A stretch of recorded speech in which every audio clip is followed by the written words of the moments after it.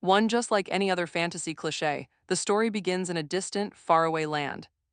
On one peaceful day, the Dark Demon King launched a sudden, devastating attack. But a righteous hero stood against him, fully prepared for the Dark Lord's arrival. It was almost as if he had been waiting for this exact invasion all along. In their final battle, the hero sacrificed his own life to defeat the Demon King.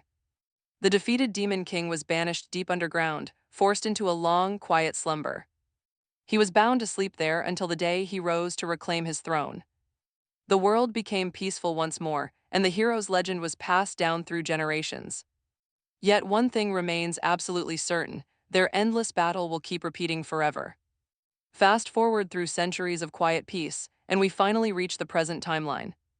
Deep underground, a panicked low-ranking demon sprints directly toward the royal throne room. He gasps out that the great Demiorgos the 666th has finally awakened. But instead of launching an invasion, the king handed in his resignation and fled. Now a mysterious man with pure white hair stands outside a massive fortress. This is Arca Castle, located right in the famously peaceful and cozy Verde Kingdom. Everything here feels extremely welcoming, except for that giant, intimidating holy cross nearby. Suddenly, two guards spot the traveler and block him from entering the private grounds. Obviously, the white-haired traveler cannot just tell these guards his actual monstrous identity. Instead, he casually smiles and introduces himself to them as Days. Just then, Count Brewa arrives, demanding that Days, who is actually an ancient protector god, leave. Count Brewa offers to forgive the intrusion, but Days refuses to back down. Instead, he brazenly challenges the authority of the royal throne itself. He points out that if Verde is so strong, it deserves a powerful ruler like him. Offended by this, Count Brewa attacks, but Days easily defeats the guards with a glance. They instantly collapse to the cold ground. More guards rush in to help. But they meet the exact same fate, easily crushed by his overwhelming power. He casts a dark spell, raising the empty metal armors of his fallen enemies. The silent suits of armor march ahead of him as the kingdom declares an emergency. A massive army of royal knights gathers at the castle gates to defend their home. But within seconds, Days casually turns the entire defense force into literal dust. Inside the palace, a single holy warrior kneels and begins chanting a sacred spell. He draws his glowing blade, ignoring Days, who seems to recognize him. Confident in the divine blessing he received, the shining knight charges forward. He vows to defeat Days despite not being of pure blood, leaping into the air. But Days easily catches the glowing holy weapon with his bare hand. He mockingly starts chanting his own prayer to the very same heavenly god. Now they will find out which of their prayers the Creator actually listens to. Like the guards outside, the shining knight immediately crumbles into dust. Days warns the fading ashes to never speak of God again, before heading to the throne room. There, the trembling king sits on his throne, protected by his last remaining knights. The loyal guards swear to defend their ruler with their very lives. Terrified, the king asks who Days is, but Days simply snaps his fingers. Half the guards drop instantly. Days summons his dark wings and flies forward. He stops inches from the shivering king's face, towering over him with absolute authority. The terrified ruler begs for his life, offering all his riches and his crown. He demands the entire kingdom. Deus just laughs. It wasn't actually a question. If the king refuses to cooperate, Deus will simply kill him and take the throne. The king is deeply offended, thinking Deus wants his beloved daughter, but Deus doesn't. He wants the kingdom. The king is utterly baffled. His daughter is supposed to be the absolute pride of the Verde Kingdom, their most precious princess. The king screams. At Deus, this land belongs to royalty and he cannot just steal it away. But Deus points out that this land was free at the dawn of time. The royals stole it first, so it's time for the king to surrender. The Grand Council of the people will never accept a demon like Deus. He just laughs. Why would he care what a bunch of fools think? With a flick of his wrist, Deus burns the entire palace to ash. It seems the old king didn't possess any sacred warrior blood either. He might have survived a bit longer if he did. Deus treads through the ruins. Looking up, he complains to the heavens, destroying these fools wasn't even fun. It's still going to take a while before a true pure-blood warrior finally emerges. Deus has about 27 years to prepare himself for the inevitable clash. The destined day of his descent is drawing near. The hero will arrive. But before he can even finish his monologue, a sharp scream cuts him off. A gorgeous young woman in lavish royal attire screams out, demanding to know his identity. Deus barely spares her a glance. Long ago, the defeated demon souls were sealed. Banished to the dark realm, they waited for their slumbering lord to wake. They poured ancient curses and vile dark magic into his broken vessel for ages. For 100 years, they nurtured him, waiting for his ultimate resurrection. And then the Second Great War began. The dark forces thought they had won. They assumed no savior would rise to defend humanity in this new era. But they were dead wrong. A new hero emerged, fighting to protect the realm. Once again, the dark armies were crushed. Another century silently ticked away. The demon lord was reborn, only for a fresh hero to strike him down. This endless loop of rebirth and defeat became a tragic, inescapable ritual. This exhausting dance of light and shadow repeated 665 times. Over 66,580 years passed by. Eventually, humanity grew completely numb to the endless threat of total annihilation. Every time the demons resurrect their master, they claim it is the end. But they never stop. The endless machinery of war just keeps grinding on. So once again, dark wizards gather to chant their forbidden, unholy spells. To summon the 666th Demon King, the mighty Demiorgos. He is their ultimate hope, destined to unleash pure despair, but Deus just fled. Back in the present, the furious princess challenges him with absolute defiance. She demands to know what he did to her father. Deus is completely annoyed. What is her deal anyway? Then he remembers the late king's endless boasting. This is April, the precious princess. With her father dead, Deus takes charge. He will claim both her and the empty throne. The princess starts weeping. But Deus simply snaps his fingers. Instantly, her mind and soul are shattered. Grabbing April's chin, he admires his work. She is now his loyal puppet. He looks at her empty eyes, then summons his next servant. A portal opens. A sharp-dressed man steps forward. He bows deeply to Days. Meet Alex, a completely loyal demon. Days asks if Alex was following him. Alex just shrugs, no big deal. He goes wherever his master goes. Honestly, Days absolutely hates this extreme dedication. Alex served his father, not him, but the contract remains active. Ancestral duty is a pain. So Alex is his loyal servant too. Days just tells him to beat it, get lost. He refuses to return to the demon world, not even if Alex begs on his knees.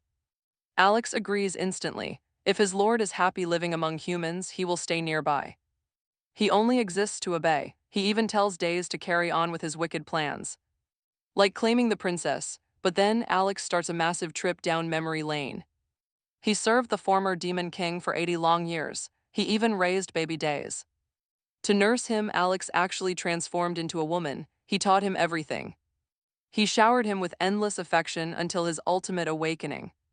Yesterday he was a sweet toddler. Now he is chasing girls right in front of him. Days snaps. He has absolutely zero interest in continuing any family bloodline. Starting today, he is a normal human. Alex simply nods and agrees. Again. This drives Days crazy. Why does he agree with absolutely everything? It makes no sense. He must be plotting. Days demands to know what evil thoughts are running through his mind.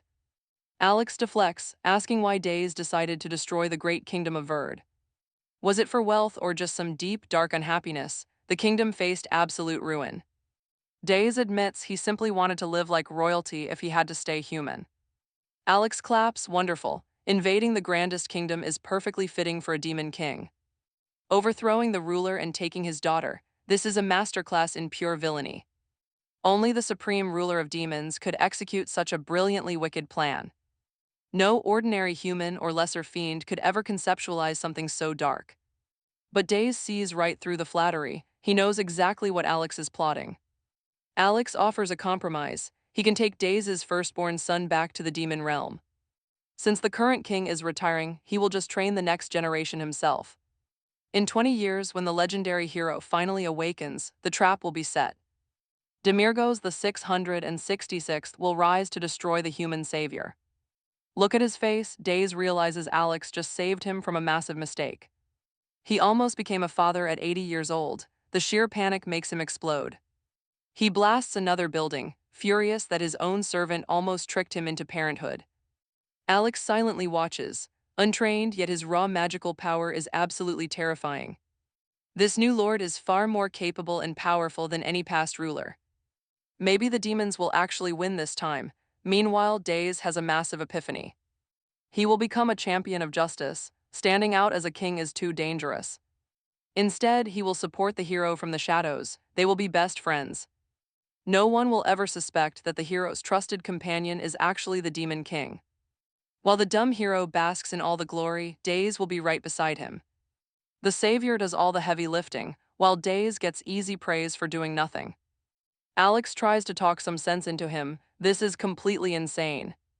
Without an active Demon King, how can a hero even exist? Evil must breed justice. Regardless, Days sets off on a brand new quest to locate this legendary hero. He dumps the captured princess onto Alex, completely losing any interest in her. He has a new mission. Alex is left standing there, completely dumbfounded by the change.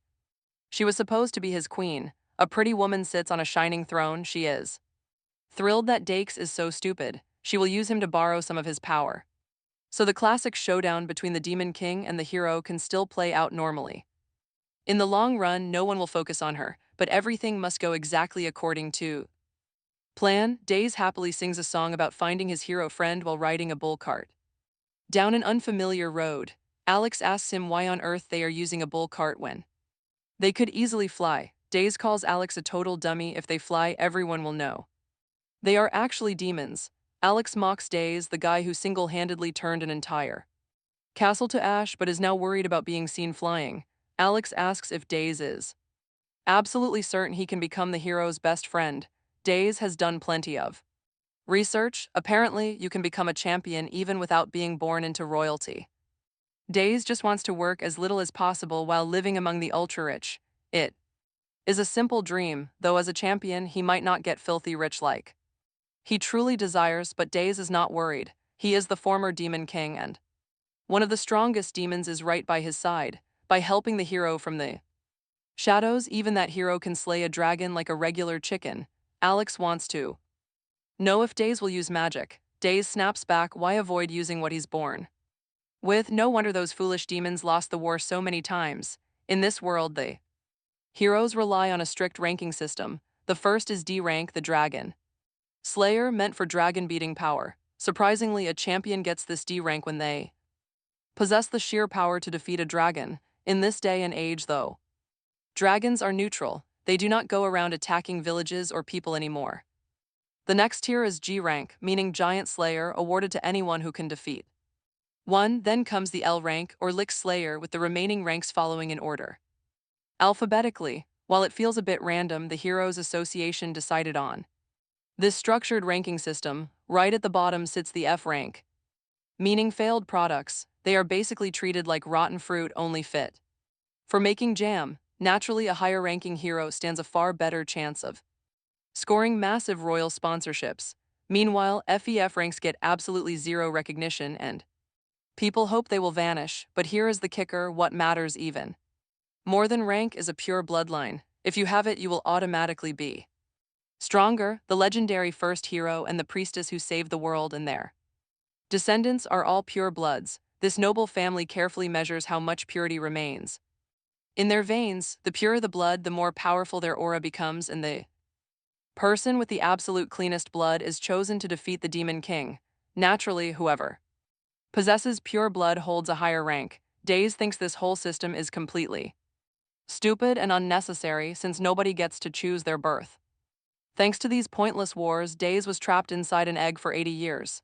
To him, the cliché is just exhausting. 60,000 years of conflict, all because of that old prophecy about the hero and the Demon King fighting.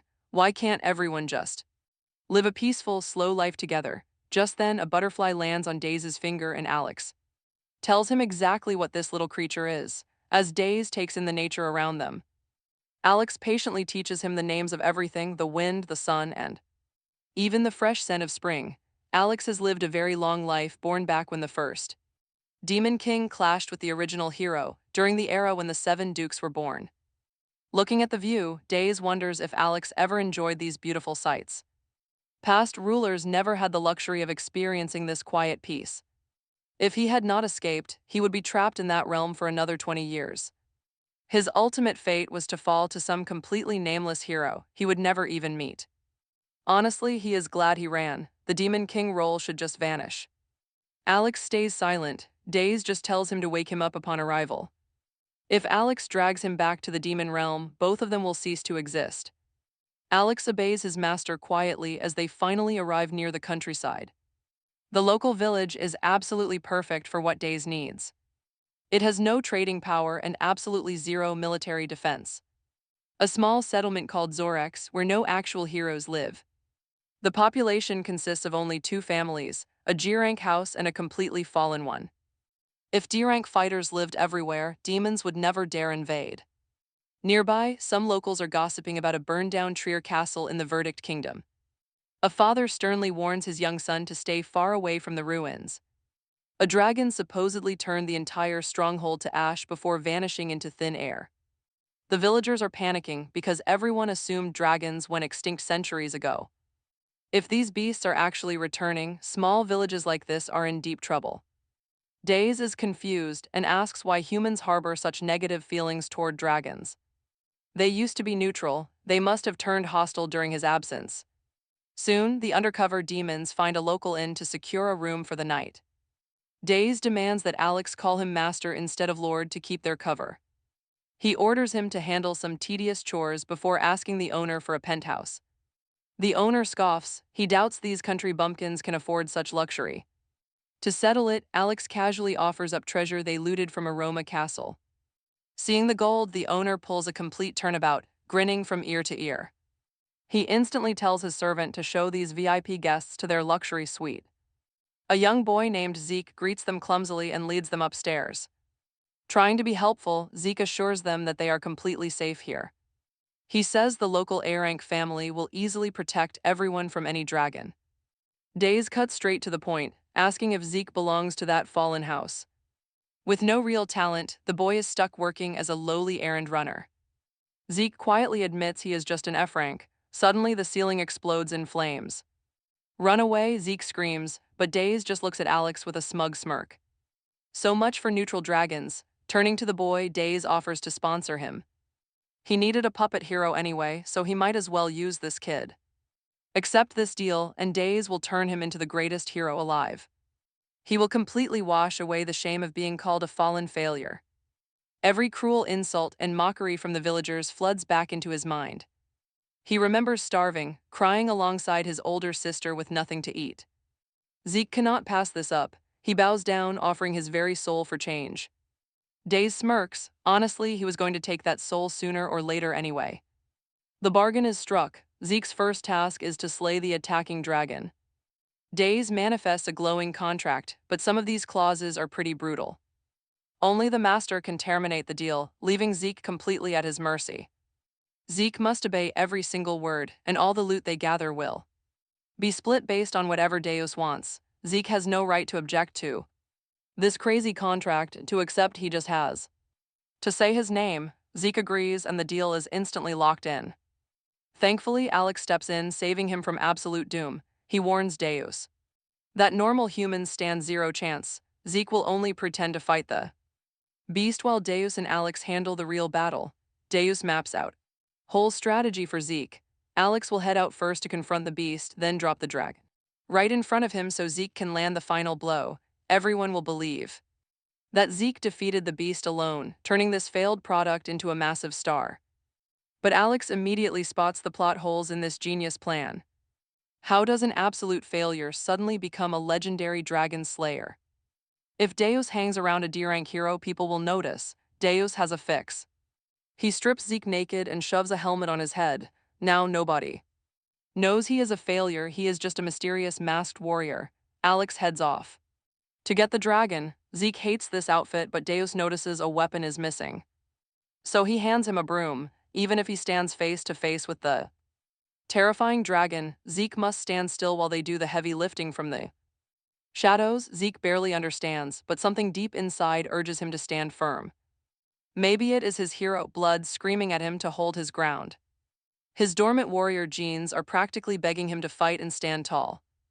Zeke should attack Deus, the Demon King, but since he has no clue, he assumes that staring at Deus is what gives him courage. Deus is his master. And Zeke is just his puppy. Look at that, the dragon instantly lays waste to half the village. Standing tall on a nearby rooftop, Alex dramatically tosses his cape aside. Underneath it lies a monstrous tangle of extra arms. Reaching out, he grabs the beast's heart, controlling its life force. The dragon has no choice but to obey. Alex demands to know why the beast breached the human-dragon contract. But the giant dragon refuses to answer. It remains completely silent on the spot. Instead, strange purple growths begin to emerge on its body. They suddenly start whispering in an ancient, unknown tongue. Alex gets absolutely furious at the beast for uttering this filthy language, deciding to end its life. Down on the ground, Zeke is left standing with nothing but a broom. Villagers peer through windows, totally convinced this guy is some weird creep. He looks less like a savior and more like a pervert. Zeke feels his pride getting torn to shreds. Meanwhile, Deus sits comfortably on hay, cheering him on. Suddenly, villagers start calling him a masked hero sent to save them. Hearing this, Zeke completely locks in. This is his absolute once-in-a-lifetime shot. Slaying this dragon means a much better life for his struggling family. Up above, Alex realizes that the corrupted beast is far beyond reason. There is no choice but to end its life, unleashing a surge of dark magic. 100 demonic arms shoot out to constrict the giant beast, but before he can strike, those creepy purple growths swarm onto his body, whispering ominously about the return of the dead. Alex shivers at the message. Meanwhile, Deus waits on the ground to finally drop the beast, wondering why on earth his commander is taking so long. While fighting for his life in the sky, Alex drags the dragon down. Deus tells Zeke to brace himself for the incoming beast. He must swing at the perfect moment. He gets ready but admits to Deus that he really does not want to die. Deus promises to protect him no matter what, so Zeke locks in and readies his broom for the final strike. But up on the dragon, purple slime starts attacking Alex. He screams out in pure agony as it wraps completely around his face. Unleashing his raw power, Alex transforms his arms into deadly blades to shred the beast. As the weapons slice away and rips the purple parasite off his face, Deo watches the massive dragon plummeting toward the earth in slow motion. He just smiles at the sight. If Alex doesn't slow their descent, their masked hero is going to take the full impact. The dragon accelerates, sending the crowd into a panic. Zeke tightly grips his trusted broom, waiting for Deus senses something is wrong. Alex is not slowing the dangerous plunge. He realizes his ally is struggling against that weird purple mass. Meanwhile, Zeke stands his ground. No matter how bad things look, he refuses to back down. Memories flash back to his childhood, when his father taught him the sacred hero sword arts. Dreaming his son would grow up to be a legendary champion, this ancient style was passed down for generations, preparing them for the ultimate return of the Demon King. Back then, Zeke cried to his dad about the neighborhood kids bullying him. They claimed he would never join the sacred ceremony due to his family's low status, but his father set him straight. No matter what nasty rumors they spread, nobody can ever deny that the blood of the true hero flows inside their holy family line. When the fateful day arrives, Zeke will stand tall to fight the Demon King. Back in the present, Zeke readies his mind for the ultimate blow. Simultaneously, Deus charges up his own massive spells as well. Together, they unleash a synchronized strike on the beast. Suddenly, Zeke is completely drenched in sticky blue fluid. With Deus and Alex vanished from the scene, the crowd assumes that Zeke single-handedly took down the dragon. The ecstatic townspeople erupt into cheers, celebrating their brand new savior. Zeke turns red from the sudden fame. Deus quietly calls out to him from the shadows, warning him to slip back into his normal uniform before the crowd realizes their mighty savior is actually just a hotel bellhop. Zeke quickly runs away to escape the crowd. High above on a rooftop, Alex silently watches the whole scene. It is a horrifying sight. Half his face has been eaten away by that purple entity. He stares at the dying dragon as it wheezes out its final chilling warning. The ancient evil has returned to life. Later, Deus wakes up in his luxury bed while Alex pours him fresh coffee. His damaged face is fully restored. Suddenly, Zeke bursts into the bedroom, shouting that there is serious trouble. The frantic villagers are hunting for the masked savior to officially crown him as the town protector. Days raises an eyebrow, questioning why Zeke is dressed so absurdly. The kid looks like he just crawled out of a dusty coal mine. Zeke explains he was assisting with cleanup because hard labor pays surprisingly well. Days takes a slow sip. Everything is falling perfectly into place. He gazes out at the bright morning sun warming his face. Life cannot get any better than this, even though half of his luxury ceiling is completely gone. From the massive dragon strike, down below, frantic citizens are screaming at each other. Terrified children cry out for their mothers, but in his high-end bubble, life remains utterly flawless. Elsewhere, regular folks band together to clear the heavy debris. Local women bake fresh bread for the exhausted workers while the men organize the reconstruction efforts. Down in the dusty crowd, Zeke works tirelessly to lift heavy stones. From his balcony, Days silently watches him. He can carry things 10 times his weight, but he still cannot understand the villagers. Why rebuild this lackluster village? Even their failed product is working hard for them. Alex explains the history. Zeke has done odd jobs since childhood. Born poor, raising a hero took a lot of money. He did absolutely everything. He took on jobs for all kinds of different people. Hearing this, Dees decides he will start from this very village. Even though it is too small for him, traveling is a massive pain. And they already found their hero. This place marks his new beginning. Dees the human, he happily jumps up and down. They must sell the dragon leather and make another bag. He wants to be insanely rich. Truly wealthy, but Alex explains that the hero's bureau took all the remains. Every last scrap. Humans are weak, so carrying a massive dragon alone is completely impossible. The bureau took it to make things easier. Talk about a temper tantrum. He realized he defeated that dragon for nothing. If those thieves stole his money, he is furious. He will destroy their entire headquarters. Right before Dees does something incredibly stupid, Alex stops him. No matter how strong Dees is compared to past demon kings, taking on an entire hero guild alone is absolute madness. There is zero chance he wins. If the heroes ever discover that the demon king is running around the human world instead of his own domain, everyone is doomed. Alex tries to calm Dees and reminds him of his goal. He is a friend to heroes. To become a proper hero, you must register at the Heroes Bureau. How else will anyone recognize Zeke? If Dees burns down the office, it's over. Dees seems to understand. Or so Alex hopes. He might have just saved the demons from total extinction. But then, Dees casually offers to conquer and loot the neighboring country instead. That is how he plans to recoup his losses. Alex desperately tries to negotiate. Dees is a human now, not some conqueror, but Dees. Wait, did he just delay his humanity for a little looting? Classic Demon King. Instead, Alex offers to guide Dees to his home. Along the way, Alex begs him to return to the demon world. They have played around with humans for too long. The scheduled invasion is in 20 years. There is no time to waste on silly games, but Dees does not care. Just because previous generations always invaded does not mean he must too. Alex explains the classic fantasy script. One day the Demon King simply must strike the human world. Every single predecessor did it during their rule. It came as naturally as breathing. It is just an obvious duty. Yet nobody ever declared it mandatory. It was just always assumed to be. Dees counters that if everyone was truly free, they would not need a god. Besides, launching wars is a lesson. By now the demons should have realized they are destined for defeat, this time since there is no active leader. There will be no war. Alex sulks. The least Dees could do is father a child to secure a proper successor, the sixth demon king.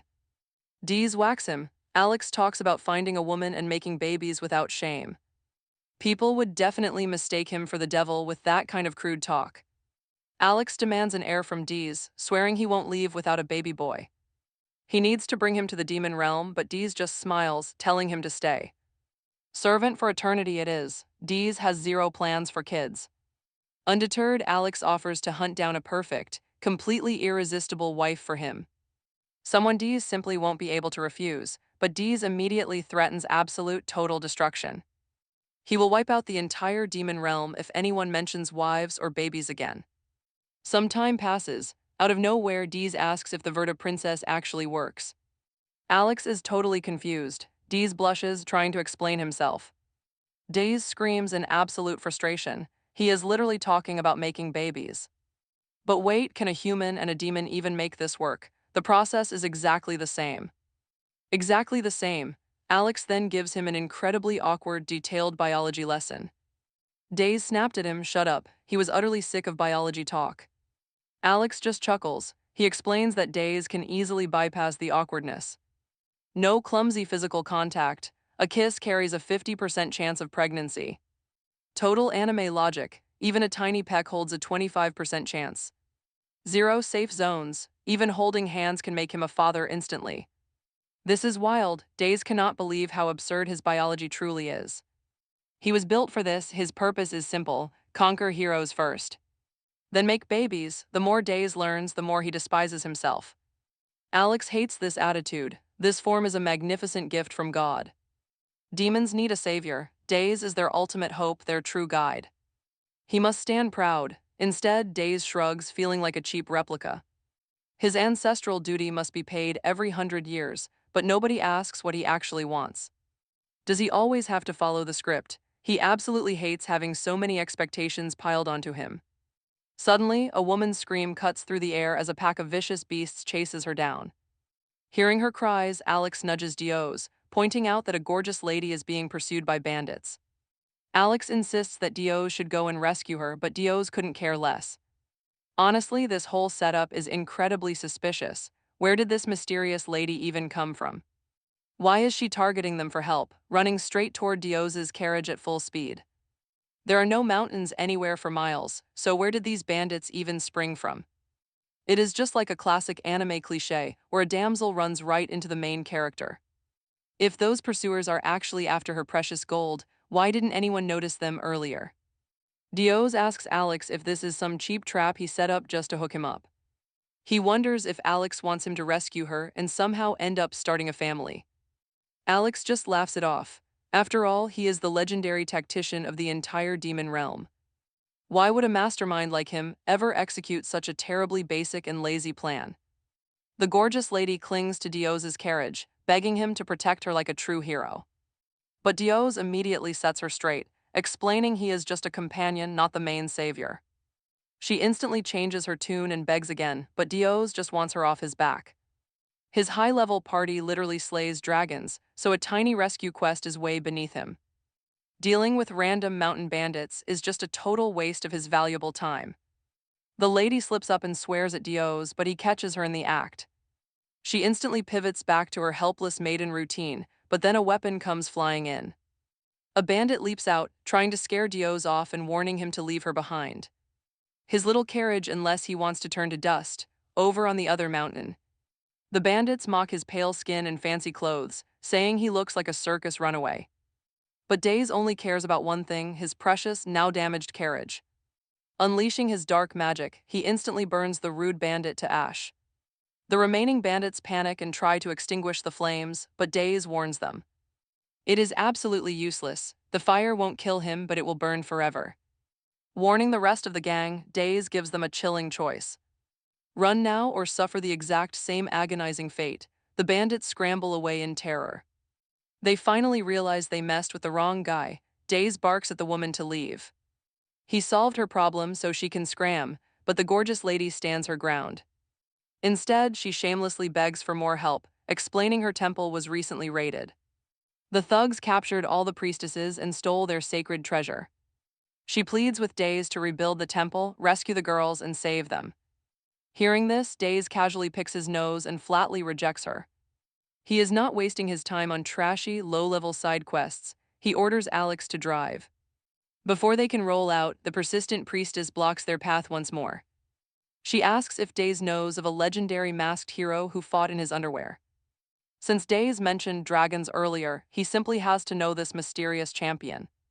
The bandit stronghold actually sits on Dragon Peak, home of a legendary horde. It is the hiding place of the supreme dragon god's treasure. If he helps them, the priestesses will reward him with the golden helmet of the true gold dragon. Days goes silent, pondering the offer. The lady eagerly asks what he is thinking. Cut to later, and poor Alex is dragging himself up the steep temple stairs.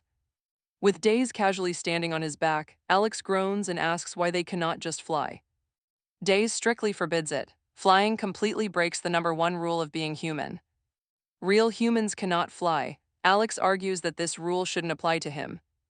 After all, he is neither a human nor the Demon King. Flying would make carrying Days easier. But Days snaps back, claiming the very pride of the demon world rests on their shoulders. Wait, didn't Days just deny being the Demon King? Why the sudden pride? Alex sighs and looks ahead at the gorgeous priestess, who is leading the way. This whole setup feels extremely sketchy. Alex is a Grand Duke of Demons. Yet he is completely exhausted. Meanwhile, this woman is scaling the mountain like a pro. She doesn't even have a single drop of sweat on her. This is definitely a trap. Days stares ahead. He honestly couldn't care less about who she is or her hidden motives. But if she lied about that dragon helmet, he will turn her head into a helmet. As they walk, Days idly wonders if mighty dragons actually worship a god as well. Alex explains that it is just like how they worship Demiorgos the 66th. The legendary gold dragon acts as the absolute king of the dragon race. Ultimately, humans, demons, and dragons all answer to one supreme, almighty creator. Days scoffs, pointing out that God clearly favors those annoying, weak humans. Dragons and demons are treated like mere side characters to make humans look good. Alex counters, declaring that God is absolute truth and love. If the demons can conquer Horsen, a land blessed by divine light, they might win his favor. Days dryly remarks that starting a bloody war is a pretty twisted way to seek love. Finally, they reach the summit, and a completely drained Alex collapses to the ground. Days steps off his back, complaining that his ride down is now totally ruined. Days strolls right into the temple. He does not care about his safety. Days shouts. He demands his golden helmet and the location of the bandits. Alex warns Days. Suddenly, the temple doors slam shut. Darkness swallows Days and Alex.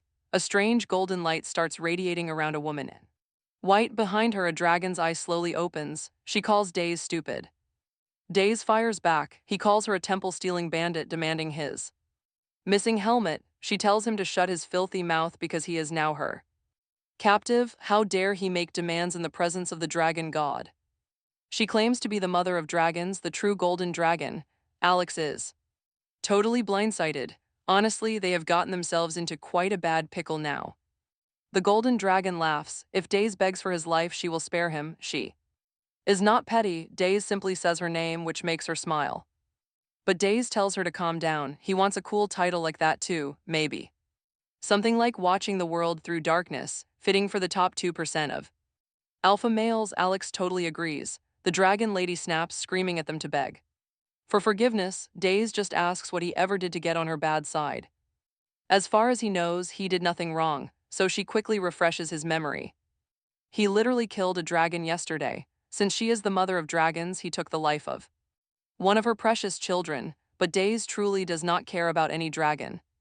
The dragon mother gets right in his face, smiling because he is trapped in her realm now, the Golden Jade Realm, even if he is Demiorgos the 666th. He stands no chance against her here. Alex frantically warns Days to play it safe. They have absolutely zero chance of winning a fight against her inside her own domain.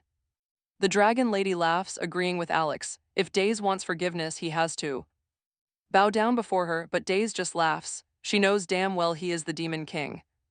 Demiorgos the 666th, yet she still wants to throw down. In that case, prepare to have her possessions stolen. He is taking them because he was promised a helmet, and he is definitely not leaving empty-handed.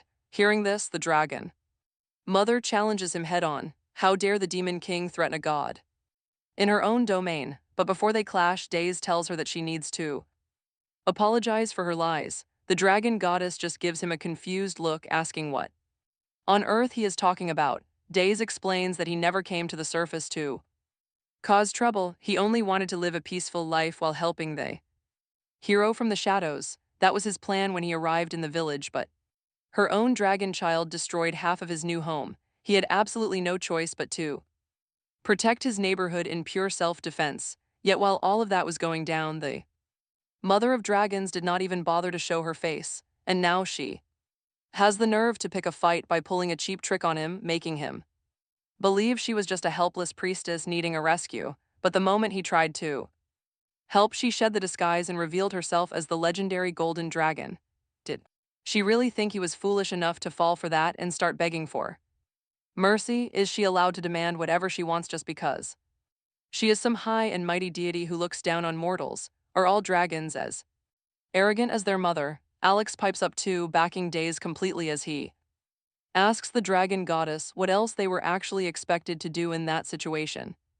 Is not helping her case. The dragons broke the peace treaty before anyone else did. If anything, she is the one who should apologize. Days asks if she actually wants to say sorry as the mother of dragons and their god. She just stares back and forth between them, completely lost. Days instantly shames her terrible parenting style. Days claims he can easily spot when a parent is the real root of a child's issues. And this case is no different. The mother of dragons tries protesting she is not there birth mother, but it is too late. Alex and Days have already cornered her. They accuse her of dodging duty. She wants the glory, the majestic authority of a god, but refuses to take responsibility for any trouble her children cause. The duo keep lecturing her on being a bad parent and insist she must change her ways before all her dragon kids turn out completely rotten. She must take blame and apologize for the harm brought upon Days. Oh man, she absolutely hates how the tables have turned.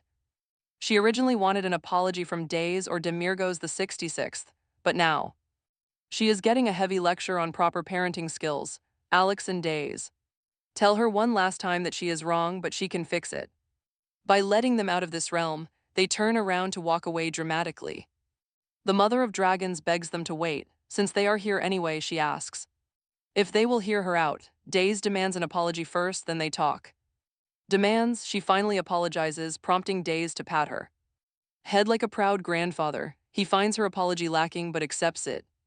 Since she actually went through with it, now she finally shares her request. She wants Days to hunt down every single dragon for her. Days laughs right in her face. Their very own goddess and savior, and yet she wants her own royal children to be crushed by Days. But then the man completely flips his entire attitude.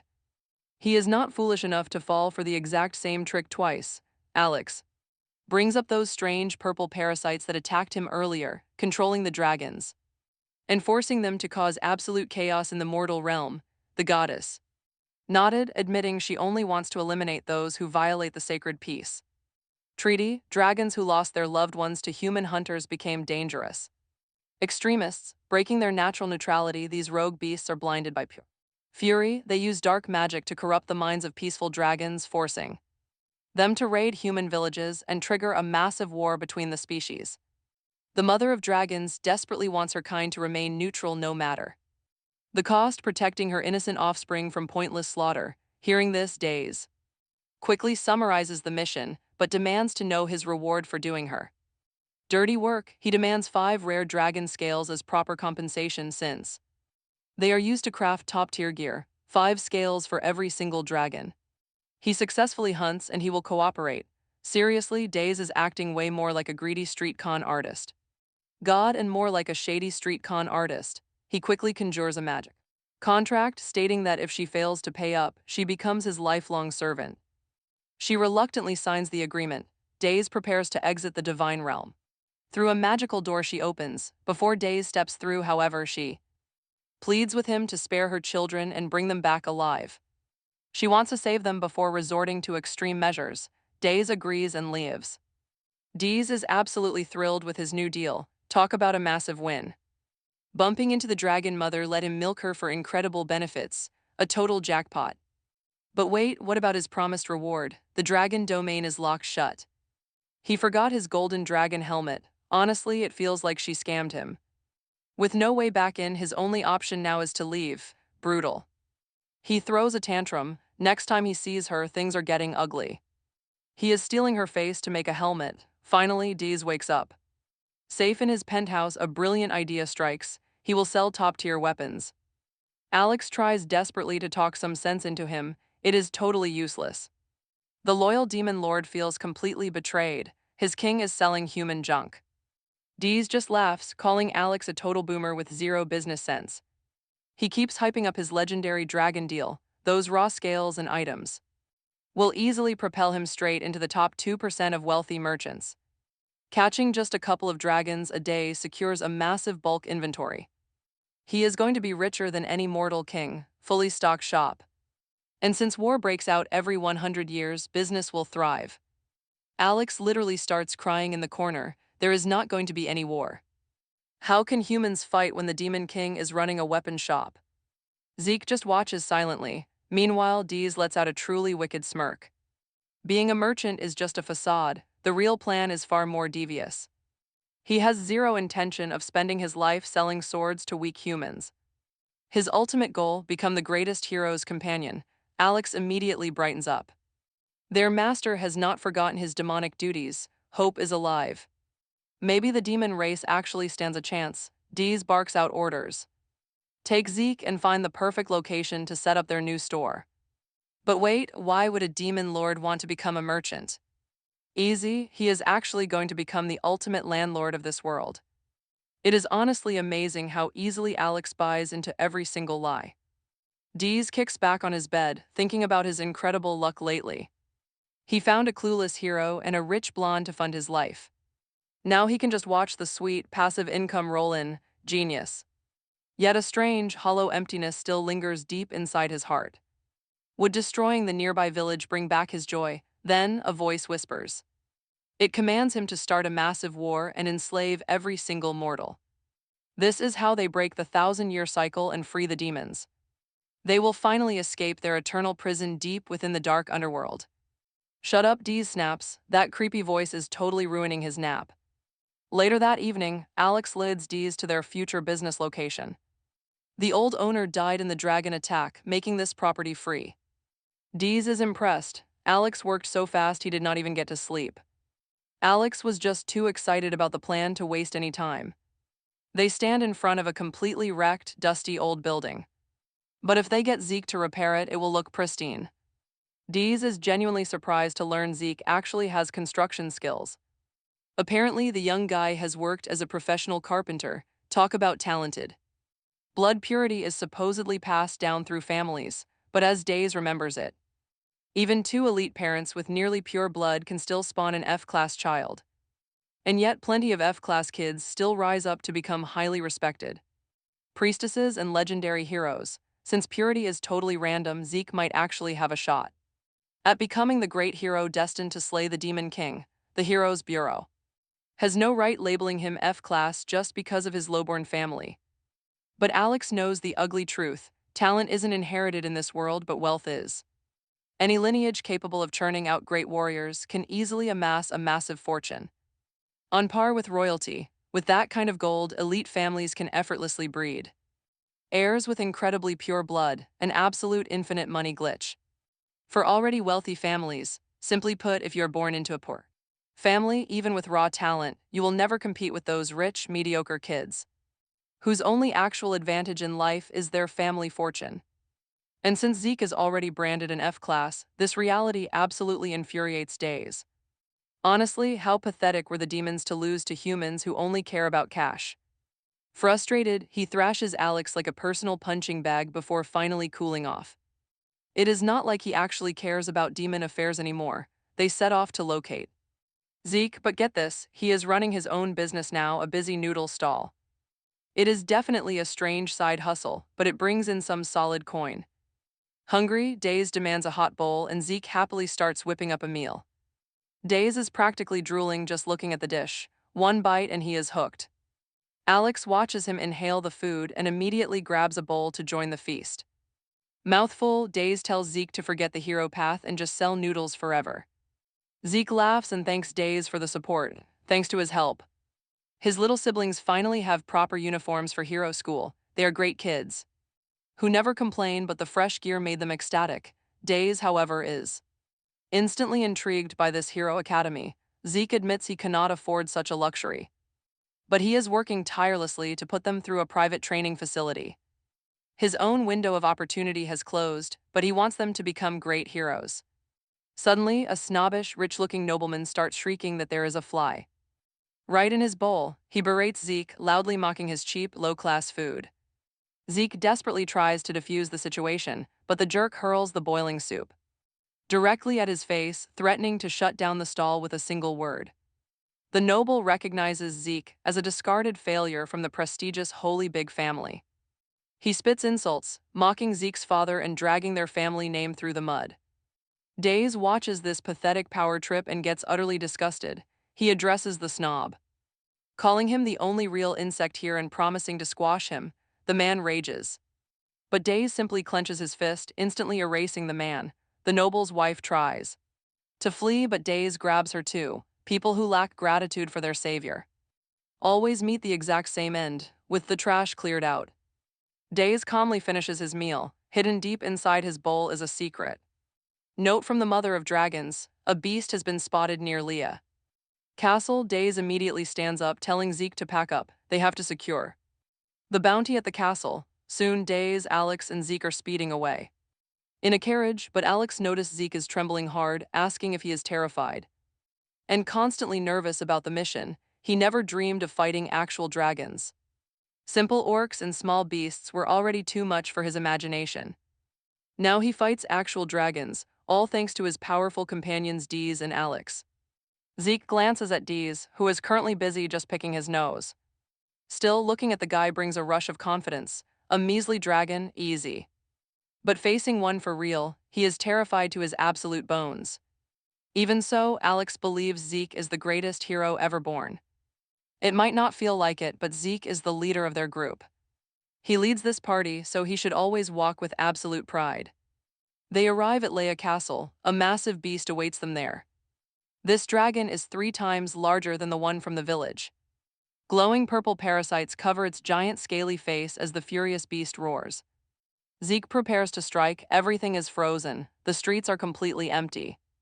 Deez does not even bother moving. The citizens are safe in the forest. They fled to a nearby forest, guided by a group of G-class heroes. They ensured everyone evacuated in time. Now Deez tries to fire Zeke up. The stage is set, and the audience is waiting for Zeke to put on a legendary show. Nearby, the freezing refugees shiver. The dragon attacked their home out of nowhere. Strong men tend to the wounded, while the desperate elderly pray for safety. But others argue that praying is useless. The calamity is already upon them. Their king completely abandoned them, leaving the people to survive on their own. Inside, the cowardly fat king sits comfortably as his mages cast warming barrier spells. Protected from the cold, he yells at his guards, calling the heroes useless. A mage explains that their defenders have likely fallen to the dragon. They lost all contact with them. The selfish king just screams in rage. He demands warmth, but then boom, Alex and Zeke crash right through his bubble. The king shrieks in absolute terror as Zeke loudly announces their grand arrival. This makes the fat king furious. How can a naked, skinny kid save anyone? He commands his men to instantly arrest this weird creep holding a broomstick. Zeke feels his pride die instantly. The king just keeps yelling. The fat king screams at his mage to keep the heat bubble active or he will freeze. He curses Zeke's party, hoping the dragon eats them alive for their disrespect. Outside, the escaping citizens look at their cart. Everyone points out one thing. Naked, completely naked. The entire crowd is left staring in absolute shock. Is this guy actually a hero? Zeke wants to crawl into a hole. He feels deeply embarrassed and freezing cold. No one looks at his bravery. Instead, they just call him a creep. Still, Alex praises his courage. He tells Zeke he is doing great. Zeke looks around at the ruins. The scene is absolutely horrifying. Innocent people are frozen solid inside the ice. Deez relaxes in the carriage, going over their battle plan one more time. Alex will ground the beast, and Zeke is to deliver the final strike. They must get ready. The giant dragon is waiting right ahead. Deez warns Alex to lock in. Last time Deez had to save them. Alex cannot screw up again. He is making his master do unnecessary work. Alex steps up and summons a portal. He vows to get it right. No repeating past blunders. Deez orders Alex to capture the beast. It has to stay alive, or the mother dragon won't pay a single coin. Alex agrees to the terms, deciding to use only half his usual force. Then he turns to Zeke with a warning that things are about to get messy. That beast is massive, so the kid needs to stand firm and not freeze. He cannot afford to chicken out just because the monster looms so large. Before Zeke can even open his mouth, Alex leaps straight through the portal. Deez orders Zeke to halt the carriage, planning a quick nap during the raid. Terrified, Zeke begs the man to come along so he does not wet himself. Out there, the dragon senses a sudden threat and looks up in alarm. Alex stands silhouetted against the massive moon, looking like a god of wrath. He does not waste a single second, diving straight toward the beast. A brutal kick slams the dragon downward before it can even register the blow. The clash begins, but Alex moves too fast for the beast to follow. He dodges every strike with total ease, making this lethal fight look effortless. Then, a sudden flash of blinding light erupts across the dark sky. Watching from far away, Zeke can only stare in absolute breathless awe. The sheer scale of it leaves the poor kid completely dumbfounded. In his mind, that was the most incredible thing he had ever witnessed. But now, thick smoke and pure chaos completely swallow the entire battlefield. Zeke can barely see a thing, wondering if the real battle has started. He pushes forward, completely focused on finding a clear rendezvous spot. Alex needs to spot him quickly, so he has to find high ground. Suddenly, a familiar voice cuts through the haze, calling him a failed product. It is Days, handing over a shield while bringing up Zeke's own words. He remembers the kid saying that a true hero needs a shield. Besides, this heavy piece of metal is a precious keepsake from his father. To give him a fighting chance, Days imbues the shield with magical energy. Zeke stares in pure excitement as Days explains the shield's new defensive barrier. This spell should be strong enough to block a blast of dragon fire. Hearing those protective words, tears of gratitude immediately well up in Zeke's eyes. But before he can even offer his thanks, Days is already drifting asleep. Wishing his mentor a peaceful sleep, the young warrior steals his resolve. With tear-stained cheeks, he promises to get it right this time. He charges ahead, tightly gripping the enchanted shield that will keep him safe. His mind locks back onto the mission, finding a clear rendezvous spot. He scans the chaotic area, searching for a highly visible vantage point. An elevated ice cliff nearby catches his eye, standing out perfectly. Deciding that is the absolute best position, he scrambles up the frozen slope. But his foot slips on the slick surface, sending him tumbling backward. While he rolls down the ice, Alex's brutal duel with the dragon rages on. The warrior fights with cold, absolute concentration burning in his eyes. Out of nowhere, the beast unleashes a devastating strike, catching him off guard. The impact leaves Alex reeling, drawing a triumphant, furious roar from the monster. But just as it spreads its wings to fly, a fierce counterattack slams it from below. Alex doesn't know when to quit, using his enhanced form to relentlessly batter. The dragon, Alex's face is almost completely hidden beneath that demonic form. While his eyes flare with a menacing glow, he strikes with all his strength, slamming the beast down. The gigantic monster growls in absolute pain. Alex notes the beast is quite resilient, wondering if its size is why. The dragon shrieks loudly as Alex approaches, fully determined to end this fight. He lands a devastating blow, sending violent shockwaves through the area. Watching from a safe distance, Zeke realizes that just witnessing this is terrifying. He can hardly believe his eyes as Alex takes on the dragon alone. The guy is battling a dragon solo, leaving Zeke equally awed and terrified. He admires this insane display of power, wondering if Alex is D rank. Suddenly, a loud uproar nearby snaps Zeke right out of his thoughts. Terrified civilians are screaming for their lives, praying for a savior to appear. They cheer in relief, crying out that they are finally saved. Their cries of hope echo, deeply touching Zeke's heart. Hearing their cheers, Zeke feels a heavy wave of shame. He is no hero, he is just standing there trembling in fear. The real hero is up there, fighting a massive dragon completely solo. Zeke deeply envies that strength, wishing he could be that kind of hero too. A savior who brings hope is what a true hero means to him. Suddenly, a desperate cry for help breaks through the noisy chaos. Zeke spots a trapped survivor begging to be saved. Meanwhile, the dragon roars. Its endless rampage is seriously annoying Alex, but then the beast heals. Shouting dark incantations, it regenerates, making Alex realize its secret. It will keep healing itself as long as the main host remains alive. It is the parasite. Yeah, this thing is pretty much a zombie dragon. The beast viciously lunges at Alex, who has now cracked the puzzle. He knows it will just keep multiplying unless he destroys the host. There is no doubt this zombie dragon is purely built for destruction. As it rampages, Alex locks his gaze onto his target with grim resolve. If he cannot kill it directly, there is only one real option left. He must sever its limbs. The furious dragon slams the ground, charging. It charges with deadly force, but Alex easily stops it barehanded. Catching the blow with one hand, he prepares to unleash absolute hell. He activates his 100 hands technique, manifesting countless limbs to strike. They batter the beast from all sides before merging into one giant fist. Clenching it tightly, he brings this massive, heavy fist of doom straight down. The heavy impact completely shatters the dragon's skull. Talk about power. This is the hammer of hell, his 100 demonic hands. He relentlessly thrashes the giant monster, throwing it around like a rag doll. Finally, he pins the dragon's neck down to deliver the finishing blow. But the stubborn beast refuses to die, gathering energy in its throat. A blinding light radiates from its jaws, charging a final devastating attack. Intense pressure fills the entire battlefield. The beast is ready to fire. As the deadly breath blast fires, Zeke desperately leaps forward.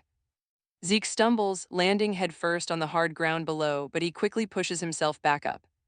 He is worried sick about Alex. Looking up, he sees Alex using 100 demonic hands to form a massive protective barrier around his body. Alex is ready to end this fight right now. The dragon cannot even scratch him, prompting the beast to start spewing its wild incantations again. Grasping the creature's throat, Alex commands those 100 hands to merge. He channels his power, turning that single massive hand into 3. He grabs the dragon's limbs, mercilessly squeezing them with his demonic grip. The dragon roars in pure agony as Alex prepares to end this rampage. Alex unleashes his great demonic blow, raining down countless brutal punches on the beast. The townspeople and Zeke can only watch this insane display in absolute, jaw-dropping awe. Completely speechless, Zeke finally snaps back to reality and shakes off the shock. He instantly realizes there is absolutely no time to stand around staring. Hearing the desperate cries for help, he rushes into the chaos, promising he won't fail them. The ice is bitterly cold as he desperately tries to free the trapped citizens. He fights to save them, but a father freezes to death right before his eyes. The man died protecting his young girl. Crying, the freezing girl begs Zeke for help. She pleads with him to at least save the baby. The horrifying sight brings Zeke to tears. He repeatedly hammers on the thick, freezing ice that keeps the family trapped in place. He tells them to hold on just a little longer as he struggles against the ice. Zeke realizes he has to break the frozen father's grip to free the mother and baby. He strikes at the ice, fighting to rescue them while a massive battle rages behind him. He knows Alex will be done soon, so he has to hurry and get back. He needs to get these people to safety quickly and return to his position. Suddenly, a blinding light erupts from the dragon, catching everyone's attention. A soldier screams a warning to Alex. That blast already wiped out their entire castle. He screams at him to get out of there before history repeats itself. But Alex stands his ground as the dragon charges up its devastating attack. The entire battlefield is swallowed by a blinding flash. Watch closely as Zeke sees it coming. He raises his shield, putting every ounce of faith into his family heirloom memento. He holds it firm against the dragon's ultimate breath attack, but the shield shatters instantly. Nearby citizens brace for the absolute worst as the freezing blast sweeps over them. As the dust slowly settles, the sheer chill of the attack lingers in the air. And yet Alex is still standing there. He just lets out a scoff. He mutters that this is just like last time, revealing his completely transformed state. He complains about how hard it is to maintain this skin he has preserved for 20 years. Honestly, he finds this entire situation to be nothing but a massive annoyance. Not far away, Zeke slowly opens his eyes, shocked that he actually survived that. He wonders if it was the protective magic days cast on his shield that saved him. Shivering violently, he struggles to stand, muttering about the absolute bitter cold. Suddenly, the sharp cry of a baby snaps him back, reminding him of his mission. Zeke looks around in a panic and realizes the little one is still breathing. The mother is gone, but the baby is crying out with everything it has. Zeke crawls forward, whispering that he is coming to save him, but he cannot move. Sensation fades. He looks back to investigate and catches the most horrific sight. Both of his legs have frozen solid and fallen off, while Alex is. He is too shocked to move. Meanwhile, the wounded villagers are distraught, begging their hero to run, yet Zeke is determined to save that helpless baby, slamming his freezing arms onto the cold ground. Dragging himself forward, he refuses to back down. He mutters that he might be a failed product, but he is still a hero. Terrified villagers tell him to watch out, but his eyes burn with resolve. He keeps dragging himself forward. They scream for him to run, but he must reach that baby. Zeke promises to save this child even if he cannot protect everyone like those other heroes. Nearby, Alex is locked in a fierce confrontation with the dragon, telling the beast to give up. He asks if it still hasn't realized these attacks are useless. Alex drops some harsh truth on the monster, calling it stupid. That's why humans use these lizards. The insult cuts deep. The dragon flies into an even wilder, senseless rage. Zeke finally reaches the crying baby, crawling through the wreckage and grabbing him tight, but things look bad. The biting, freezing cold completely traps them both as he struggles to take a step. A warm jacket suddenly covers his shoulders. He looks up to find his savior. It is Deez, awake and scoffing at how weak humans are, wondering how they ever expect to win to someone like Deez. They are just tiny candles he could easily blow out in a second. Yet their courage is surprisingly massive. They die to save another. Deez scoffs, shocked his kind has been losing to these creatures for the past 66,500 years. By now, Zeke is almost a frozen statue. He weakly apologizes to Deez for not arriving on time, promising to do better next time. Then he passes out. Later, Zeke wakes up in a warm bed. The terrifying battle instantly flashes back. He panics, looking around for the dragon. He asks Deez what happened to the beast. Suddenly realizing he is safe inside Deez's room, Zeke tries to remember what happened before he fainted. Then he looks down at his own arms. They look completely healed, far better than the shredded mess they were. He quickly throws off the sheets, discovering his legs are perfectly normal too. He thought his body was broken beyond repair. What in the world happened? Suddenly, a familiar voice echoes from nearby. It is Deez. Zeke rushes out, peering down to see Deez and Alex standing over a massive pile of golden weapons. Deez smiles, glad the boy is awake, but Zeke has too many questions. He stammers, asking how he healed, what happened to the dragon, and where the baby is. Deez just gives the boy a warm, reassuring look, promising that both the dragon and the baby are completely safe. He teasingly tells the failed product to get down here and start cleaning up. They have a shop to set up after all. Zeke had been drowning in worry, but seeing Deez's calm expression makes all his anxiety instantly melt away. With a soft smile at his powerful master, he gets moving. From that day on, the group kept answering the Golden Law's requests, traveling around to rescue people from savage beasts. During one fierce battle, Deez orders Zeke to strike. Positioning himself, Zeke yells out to Alex that he is. Alex is fully locked in, floating high in the sky and ready for action. Working together, they easily bring down massive dragons, even if the spoils vanish soon after.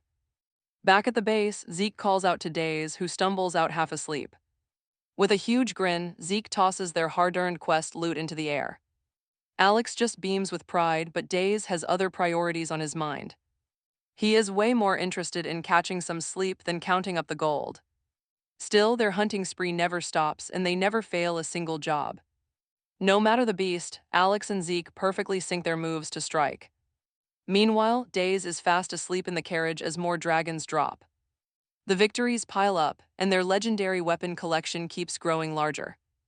They are absolutely rolling in cash now, barely taking a moment to breathe. After grabbing a quick bowl of noodles, they rush off to the next hunt. Zeke grows sharper with every fight, carefully following every tip from Deez.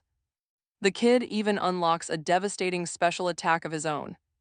Now he is dealing massive damage. Soon, he slays a colossally huge dragon. Right away, the local villagers erupt in cheers, completely amazed by his strength. They hail him as a divine savior sent to protect their peaceful village. Even the picky Deez has to admit the kid did an amazing job. He offers some rare praise, and the two share an awesome high five. Before long, their crew becomes the most famous group of hunters around. Talk about a massive payoff. All that intense grinding finally brings their dream to life. Standing right before them is the grand opening of the Devil's Weapon Shop. Their very own business is officially open, and it looks absolutely incredible. Golden weapons and high-tier gear gleam brightly from every single shelf. Zeke looks around with wide eyes, shouting that this place is totally unreal. Days admits the interior exceeded his expectations, thanking Alex for the hard work. Alex proudly points out that no other shop in the kingdom compares to theirs. But of course, Days immediately shrugs it off with his usual lazy attitude. He reminds them that they will be the ones actually running the registers. The other two blink in surprise, asking what his job is supposed to be. Days cheekily asks when they have ever seen a boss do actual manual labor. They instantly call him out on this incredibly toxic work ethic. Before they can argue, his giant demon arms wrap both of them in a tight hug. He softly explains that he wants the massive wealth, not the boring retail hours. If they do not like that, they can just pretend they volunteered for this. How can they possibly argue with their crazy master? They just have to accept it. Sighing in defeat, they nod along, and Days immediately sends them to work. He tells them to put in some real effort and make this place legendary. Alex and Zeke collapse to the floor, completely exhausted by their cold boss. Still, Zeke timidly asks if he can keep running his street food stall. He explains that he still needs to pay school tuition for his younger siblings. Days waves a hand, saying he does not care what Zeke does off-duty. Zeke happily thanks his surprisingly kind boss, who suddenly remembers an important task. He turns to Alex and tells him to bring out that special item. Later that night, they all gather around to look at it in absolute awe. Next, there is a magical shield. Days picks it up and tells Alex to read its description. He reveals it as the Doom's Lagoon, made from scales obtained by hunting fierce dragons combined with blue dark stone and chaotic scales. He explains that it was specially crafted by the underworld's top blacksmith Hermes. It is this season's limited edition shield. Alex says this gear can even withstand attacks from the Demon King himself. Days is impressed, and Zeke is absolutely overjoyed. He can't believe how talented the dwarves are, even though Alex was actually talking about the demon world, not dwarves. Days hands the shield over to Zeke, telling him to test it out.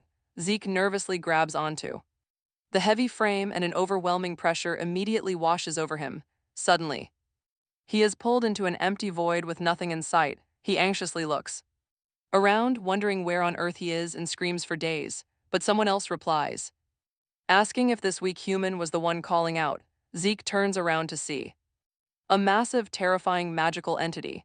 It introduces itself as Doom's Lagoon, swearing to take Zeke as its master forever. Zeke is completely taken aback by the beasts solemn words, and a blinding light flashes before him. In an instant, Zeke snaps back to reality, wondering where the giant entity went. But right then, Days gives Zeke a quick warning to block the incoming blow, and instantly launches a heavy strike. With no other options, Zeke desperately raises his shield to protect his life. Miraculously, the Doom's Lagoon shield blocks the impact completely, but the sheer force destroys the shop, sending Zeke flying straight through the wall. Alex sighs, asking what kind of shopkeeper demolishes their own store. Days just laughs and says he was only conducting a small test. Meanwhile, Zeke happily climbs out of the rubble, cheering that this shield is truly incredible. He eagerly points out that it is so awesome that even a G-rank hero would beg for it. Days scoffs, arguing that it is far better than that, considering it blocked his legendary Doom Spear. Feeling pretty generous, Days tells the young hero the shield is now his. Zeke can hardly believe his ears. Days casually explains that since their new ally is so weak, they need to give him completely broken gear to compensate. He promises to add more pieces later, but this is a solid start.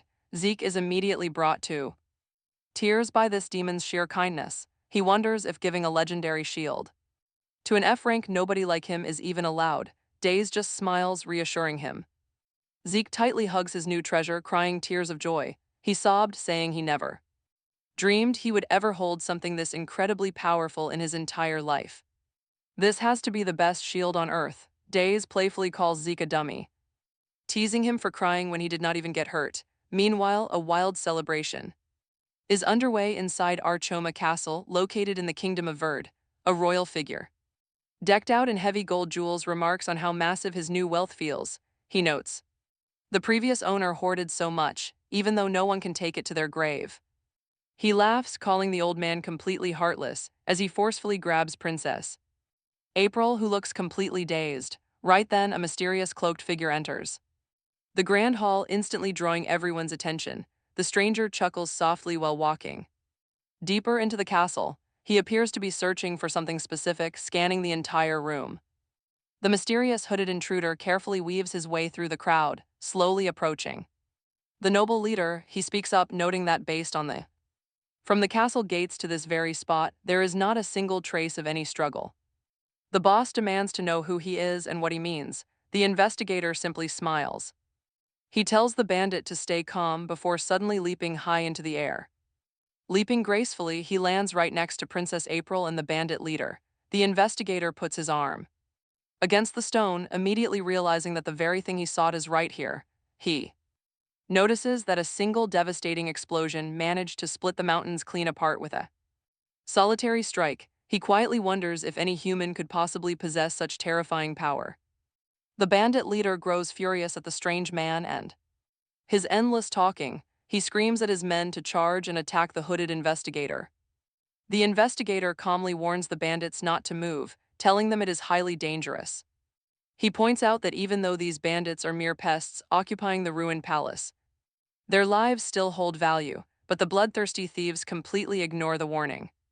They lack any sense of survival, charging ahead blindly with weapons. The investigator holds up a single hand, pleading with them not to do this as fellow creations of God. With a swift shift in stance, he pushes them all away, with an invisible force, warning the survivors to freeze if they want to live. The trembling bandit leader stares in shock, asking if the man just cast magic. He demands to know his true identity. The investigator explains that those above are worried. They are deeply concerned about the dark rumors surrounding this ruined royal palace. He was sent here to investigate, politely asking the group to fully cooperate. The confused boss asks who he means by above. The investigator names the holy representative. He speaks of none other than the Grand Sanctus Maximus Populi. The bandit boss gasps in terror, wondering if he means the holiest of all. He stammers the name Sanctus Maximus Populi. The investigator says there is no need to elaborate further. He firmly demands a complete explanation of what happened in the palace. He wants to know how the legendary Arkoma castle was entirely demolished in an instant. How could the strongest fortress on the continent fall so easily? It makes no sense. The terrified bandit swears he does not know, claiming he only heard from traders. The merchants in town spoke of a mysterious savior they called the White Hare. Wait for it, that name instantly catches his attention. The boss continues the story. A strange, white-haired traveler entered the main gates early that morning. Moments later, blood-curdling screams echoed out before the entire castle suddenly exploded. The investigator feels a surge of curiosity, while the man swears he knows nothing. More, he screams that only God knows the truth because absolutely everyone else died. Every single person in the palace perished. The investigator smiles, thanking him for the answers before quietly walking away. Feeling a sudden surge of courage, the boss speaks. His mind, claiming that the white-haired hero was a savior to them. He says the tyranny of the king of Verda was beyond belief. He scoffs at Castle Arkoma, claiming it was built entirely on the blood and broken bones of the poor. The others agree the white hare was a savior sent by God to return the fortress to its rightful owners, the citizens. The bandit claims that this hero was far superior to the corrupt priests of the Sanctus Maximus who exploit holy faith to live luxurious lives. This strikes a deep nerve. The investigator stops and turns around with fierce, glowing eyes. He calls it a grand speech, but they will decide if that white-haired savior was whether he was truly sent by God or part of some new evil force. Enraged, the executioner slices off his head, demanding how he dared speak of the Sanctus Maximus like that. Sanctus Maximus, meanwhile, dazed, stands over the carcass of a massive dragon they just took down, thoroughly annoyed that these tiny bacteria are everywhere. Alex corrects him, it is not really bacteria but actually a parasite. Daze snorts, calling it the same thing, and suggests they head out. The Golden Law can sweep up the mess, so they begin walking away together. They chat about recent events, and Daze admits he was happy to have work. But this is getting ridiculous. Isn't this a massive problem for the dragons? At this rate, shouldn't the dragon god herself step in and clean it up? After all, she is supposed to be the ruler of their entire kind. Alex explains that she might not be able to act directly right now. Since she currently resides in a human vessel, Daze looks completely puzzled. Alex admits he is not entirely sure, but he believes it has to do with the secret records within the dimensional library. Days asks about the legendary library, so Alex explains how critical it is. It serves as the ultimate evidence during the trials of gods, since memories and spoken words are easily warped by hallucination magic. The library remains the only source of absolute truth. Once written, its records can never be altered. Days ponders this. Could this be why the Golden Law refuses to take action herself? Perhaps she fears leaving an official paper trail in the library's books. Her presence in this world must remain a closely guarded secret from everyone. Alex nods, agreeing that this is indeed the most likely scenario. How could mere mortals like them ever fathom the mind of a god?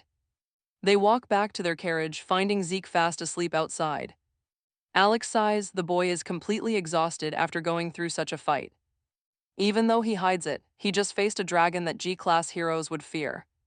Alex believes this feat was only possible because Zeke is used to enduring pain. He is built to survive. Suddenly, Days notices something strange. Why on earth is Zeke holding his shield tightly wrapped up like that? Alex chuckles, explaining that Zeke wants to protect his shield at all costs, so he can pass it down to his siblings once he becomes a hero. Days snorts, that idiot should just use it and buy them a new one. He can easily replace it later anyway. Days suggests they finally get moving. He tells Alex to put Zeke in the carriage so he does not wake up. They head out and Days notes that Zeke's limbs are still attached. He really thought the shady underworld doctors would do a terrible job. But they actually did a great job in the end. Days turns to Alex with a sudden question. Does he think Zeke would have made a remarkable hero as a D-class? Zeke certainly has a strong sense of duty, so he would do well. Alex warns him not to jinx it. If that were actually the case, they would probably be swinging swords at each other 20 years down the line. Days looks confused and asks why, and Alex snaps back with a loud shout. Because Alex is destined to become the Demon King, Days simply plays innocent. At a glance, anyone would mistake him for a hero's loyal companion, not the actual Demon King. Alex argues that this scenario is impossible because Zeke is not from that special Generation Zero. Days asks for clarification, so Alex explains how the world's absolute rules choose their champion. The final hero must be born in the 5th generation. That is how the system works. Since humans usually have children in their 20s, the timeline aligns perfectly. That 5th generation descendant reaches age 20 right at the 100-year mark. That is precisely when the Demon King is destined to rise up and attack. The people who actually fight the war belong to the next cycle, the 0 generation. He adds that only one true savior is ever born within that 0 generation. So a 4th generation kid like Zeke cannot be the hero. But maybe his child can. Days scoffs at the rule, wondering about the cycle. Does a hero really appear every 100 years just because of a demon invasion? The whole setup sounds like a bad joke, so Alex shifts topics. Why did Days abandon his crown and quit being the Demon King? Days plays dumb, asking if he really never explained his departure. Alex gets visibly annoyed. He snaps back that Days never said a word. Days chuckles, diffusing the tension. It was nothing special anyway, until a sudden explosion cuts him off. Days spots a flying ship in the sky. Wait, since when do ships fly? It belongs to the royals, and a massive dragon is tearing it apart. The beast relentlessly floods the deck with pure scorching fire. Days watches in shock. Alex wonders if wild dragons are really this common in the human world. A glowing family crest waves proudly on the burning flag of the ship. That pure bloodline has produced nearly 100 legendary heroes over the centuries. He cannot understand why these two ancient, allied factions are suddenly fighting. They stood side by side in the 100-Year Wars, but now they kill each other. While Alex worries over the political shift, Days just grins and enjoys the chaos. He suggests they watch the show, and honestly, who wouldn't want to? Despite all their frantic caution, a wheel snaps right off the transport carriage. The commander fumes at their clumsy handling, terrified they will break the payload. The leader bellows, asking if they have any idea how much this costs. If even a single scratch ruins the cargo, their heads will roll on the spot. Before they can recover, a piercing, deafening screech echoes from the clouds above. The beast spots them. It lets out a horrifying, deafening roar. The commander realizes the dragon wants their cargo, ordering his men to defend it. His orders ring out, telling the archers and mages to prepare their elements. Arrows are notched, and destructive magic circles hum to life in the air. They unleash everything on his mark, but the barrage bounces harmlessly off the scales. In response, the dragon spits devastating fireballs, obliterating the defensive line. Their commander ignores his dying men, focusing entirely on keeping the cargo safe. Looking up, he watches the beast wheel around for another pass. "It is just a hatchling," he screams, ordering everyone to fire together. This is their final stand, but a sudden shadow looms over the commander. The leader is kicked aside as Varios steps forward to face the threat. He unleashes the trimming camellia branches technique, striking the beast down instantly. The sudden display of power completely stuns the onlookers as Varios scoffs. "It could have survived if it fled after the first blow, pure foolishness," Shorty tells Various that they would have handled the dragon sooner or later anyway. And even if it was just a hatchling, splitting a dragon in half is insane. But to Various, a dragon is a dragon, no exceptions, he orders. Shorty to clean his blade, a job the little guy happily takes. Various orders his men to secure the area and call for backup if their cargo is exposed. His father will absolutely have his head, but then a strange voice speaks up. Asking about the cargo, Various spins around. Who are these two standing right on top of their precious haul? One of them kicks the canvas aside, revealing that the cargo is actually a massive dragon. Its eyes look normal, clear of any parasitic infection. So that baby dragon earlier was just trying to save its mother.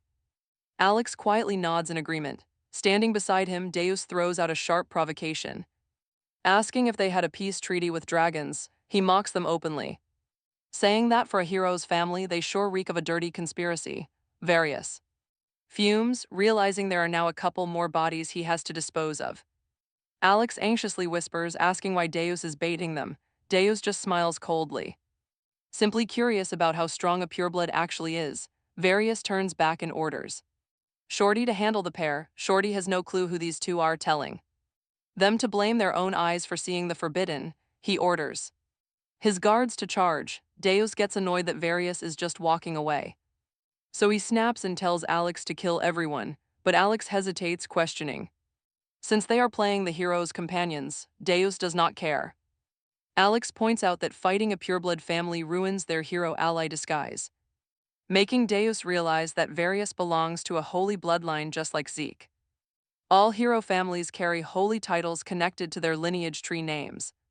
Proving they are blessed, Deus jokingly asks if the first hero was a literal tree, since every hero family takes the name of whatever trees grow most in their region. Shorty grows furious seeing them chat so casually, shouting at his men to strike them down. Archers and mages unleash a massive combined barrage immediately. But the attack completely misses as Deus suddenly blinks right behind them. He notes they were targeted first, so they should wrap this up quickly. Before waking Zeke up, seeing them move that fast completely freezes Shorty in shock. Alex agrees that wiping them out is simple, but asks if it is really wise. Deus grows highly annoyed at Alex asking the exact same question over and over. But Alex reminds him that he has to play the part of a hero's loyal companion. Deus snaps, sarcastically telling Alex to go ahead and beg them for mercy, but Alex points out it is likely too late for apologies now that they have witnessed their darkest secret. Deus completely loses his temper, yelling at Alex about what they should do. Alex asks if they should just run away, earning a sneer from Deus for being a total coward. Hearing this, Shorty turns bright red, with rage, ordering his men to kill them. Alex truly wanted to avoid fighting a hero's household, but there is no other choice. He releases his magic, triggering a massive and violent explosion. Meanwhile, Zeke remains fast asleep inside his carriage without a single care. A stray mage approaches, preparing a strike with Firehand. Alex acts fast. He takes down the threat as some swordsmen try to rush them, but Alex handles every opponent without breaking a sweat. An archer launches a magnum shot, but it is completely useless. Alex catches the arrow, throwing it back to kill the sniper. Next, a mage strikes with lightning, but Alex opens a portal to throw the attack right back. Easy. Alex loves this battle, but Daze is completely bored. Shorty begins to panic. Varys hits him, seizing back his weapon. Varys shakes those trembling camellia branches, ready to unleash hell again. He strikes, but once the thick smoke clears from the battlefield, Varys sees the pair standing totally unharmed. He demands to know who they are. How could anyone slaughter his family guard so easily? Dodging his personal blade, he asks if they belong to rival noble bloodlines. Alex laughs. He tells Varys he is wrong, asking if he thinks every strong person is some highborn elite. Use your head, old man. Varys mutters, are they actual dragons? He does not even wait for their response. It does not matter. He has to silence all witnesses. Daze laughs. Hearing Varys talk about silencing them is pure comedy. There is zero chance of that, but Varys sees that smug smirk on Daze's face and feels something snap deep inside his soul. A massive aura erupts from Varys, releasing a terrifying shock wave. Daze grins at the light. Varys immediately lunges forward to attack. Varys has changed. He launches a vicious storm of strikes. But it is useless. He is still too slow. Daze dodges, effortlessly, taunting Varys to move faster before he falls asleep.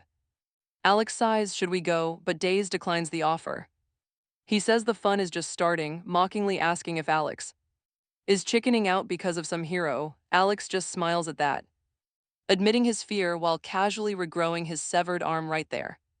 That visual disgusts Daze, but Varys charges him, forcing a response. Daze gets serious. He wonders why Alex is even holding back. Against such weak trash, Varys swings wildly, desperate to hit him. But Daze laughs, you cannot even touch a single hair on my head. Infuriated, Varys unleashes another chaotic torrent of attacks on Daze, screaming the exact same question, are you a noble bloodline or what? Varys swings and swings, but Daze casually steps around every blow. Yawning mockingly, this legendary hero descendant has been a complete letdown. Daze expected so much more, but Varys is just a slightly faster fly. Pathetic, Daze is honestly too lazy to even kill him himself, muttering that everyone Varys previously defeated must have been absolute trash. Daze plants his foot firmly, invoking his lethal doom guillotine attack. But Alex suddenly jumps right in, taking the brutal hit himself. At that moment, Varys' chainmail of vines also strike Alex. Daze snaps, demanding to know what on earth Alex is doing. Alex ignores him, spitting magic at Varys to knock him out cold. Daze is baffled. Why spare Varys after trying to avoid him earlier? He was terrified of him, but now he is blocking Deus to save Varys. Deus orders Alex to explain what is going on. Alex apologizes to Deus and lets him know that he does not care about Varys, but he does care about the world order. Deus gets confused and asks Alex if causing chaos, destruction, and murder is not his usual specialty. Alex explains that he still works within the boundaries of order. If word gets out that his master is alone on the surface, it will cause total chaos across the world and humans will keep coming like cockroaches, and even a baby will crawl over holding a knife because that is just how humans are. Deus does not care since he will just burn them. Anyway, Deus has actually been wondering about this for a long time, but he still cannot understand how these weak humans are supposed to beat him because it makes absolutely no sense. Alex does not answer and just smiles, making him realize there is some secret he does not know yet, but he will get his answers 20 years later. Alex admits that is the truth. Deus asks Alex if he will keep quiet even if he asks, all for the sake of world order, and Alex admits that it is true and suggests heading back. Deus laughs, asking what would happen if he kills Varys, wondering if a god would descend to stop him for breaking the world order that Alex tries so hard to protect. Alex admits he is not sure about that himself, but he warns Deus that his dream of joining the heroes' party and living the life of the top 2% would be completely shattered, as he would find himself forced to fight against all the world's heroes and then in the end destroy it. Instead of quitting his job as Demon King, he would become the most perfect Demon King in history. Alex jokes that striking the humans before the final hero can rise up is actually a brilliant idea, which takes Deus by surprise. Alex decides to handle Varys himself and tells Deus to rest, at which Deus completely changes his tone and calls him an idiot for not getting his jokes, saying the Demon King's war has nothing to do with him. They should not get their hands dirty over nothing. Alex continues joking that all he must do is push all the way to the end and then it will all be over, but Deus pulls him away from Varys and tells him to quickly open up a portal. Alex opens the portal and Deus prepares to leave, saying he will follow right behind him after. Cleaning up their tracks, telling Alex to go ahead and get some rest, Deus worries about Alex's injured arm, but Alex shoves him right into the portal, saying, "A scratch like this will heal instantly once he returns to the underworld, so there is no need to worry." Deus steps inside, telling Alex to catch up quickly. Once Deus leaves, Alex immediately gets on top of Varys, furious at him for hitting one of the 7 dukes of the underworld. With holy light, promising to end the lives of his offspring with his own hands 20 years from now. Later, Deus stands next to Zeke, watching him sleep so peacefully and thinking the boy must have really exhausted himself. Deus wonders what will happen after 20 years, finding all these grand rules and orders incredibly annoying, planning to ensure that the fateful day 20 years later never arrives. He wonders why the dragons are causing such a mess and if that foolish dragon even knows what has happened to her own children. Right then, a dragon suddenly floats up behind him, asking if he was talking about her. Days doesn't deny it, he absolutely was. Then he asks if she's been watching him this whole time. It turns out she planted a feather on him. In response, Days offers to act as her witness. If she wants to file a formal complaint, he'll back her up, but she just scoffs. She mocks him instantly. No human is ever going to believe that the literal Demon King stepped in to stop a rogue hero from breaking a treaty by hunting dragons. Days points out that assuming all demons are pure evil is just narrow-minded bias. But she counters, can he really say that when his kind surfaces every 100 years? To cause total chaos, Days starts to wonder why his kind even bothers leaving the underworld. Just stay down there, she laughs in his face, calling it a stupid question. He fires back. He mocks her for standing by while her own children are slaughtered by humans. Left to die, their bodies treated like cheap crafting materials. It's messed up, honestly.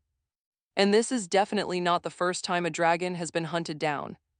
Humans slaughter them for weapons and treasures. Even the tiny, innocent hatchlings get targeted. Slain while trying to protect their mothers. It completely violates the treaty. Hearing this, she looks at Days. She asks if he will take revenge for her, to punish the filthy humans who keep killing her family, but Days asks why he should. Why can't she just get revenge herself? She sighs, explaining the real catch. She simply cannot. Once they leave their sacred territory, everything changes. Once they enter the human world, they are completely fair game. Exactly like that brutal 100-year war where nobody is ever held responsible for the slaughter. Those are simply the laws of this world, so no matter how many hatchlings she loses, if it happens on human soil, she is absolutely powerless to stop it. This talk of rules pushes Days over the edge. He demands to know who made them. Who came up with such garbage? She yells that the enforcers are the ones responsible. Suddenly, a crushing, violent pressure slams into him, making his nose bleed instantly. These rules are the absolute chains of their reality. Still, Days is purely furious. Days is utterly sick of endless rules and invisible enforcers dictating how everyone lives. He tells them to rule the world themselves instead of expecting blind, mindless obedience. Refusing to follow random orders, he stands firm, earning her unexpected respect. To withstand that crushing divine pressure in a weak human body is absolutely insane. He might act dumb, but he is still the Demon King. He warns her to watch her mouth. She just smirks, asking why on earth he would ever give up that title. The dragon admits she is absolutely thrilled. He is the first to actually step down. In over 666 centuries, no one has given the enforcers a worse headache. He completely broke their system. Days asks why she seems so incredibly happy about this. Does she secretly want to break the rules too? She gets flustered, quickly denying it. She claims she's just curious because something this massive has never happened before. Warning him to be extremely careful around those enforcers, she stresses his safety. He might be fine today, but in 20 years they will definitely come for him. But Days isn't scared, not of their enforcers and definitely not of their tricks. He'll face them head-on anytime, anywhere. She asks him one more time. What is the real reason he abandoned his throne and shattered their ancient cycle? A cycle that lasted over 665 centuries. Days sighs, admitting it's nothing grand. It's actually a pretty simple, ordinary reason, and right as he's about to explain, Alex steps out of his portal, telling Dees that he is taking care of things. Alex pops in after finishing his duties, absolutely shocked to see Days with Lady Golden Law. She immediately snaps at him for showing up at the worst possible moment, while he just asks if she has been well, but Days cuts him off to demand the portal. Golden Law refuses to let Days leave, demanding a clear answer to her previous question. But Days is not in the mood to drag this out with more talking.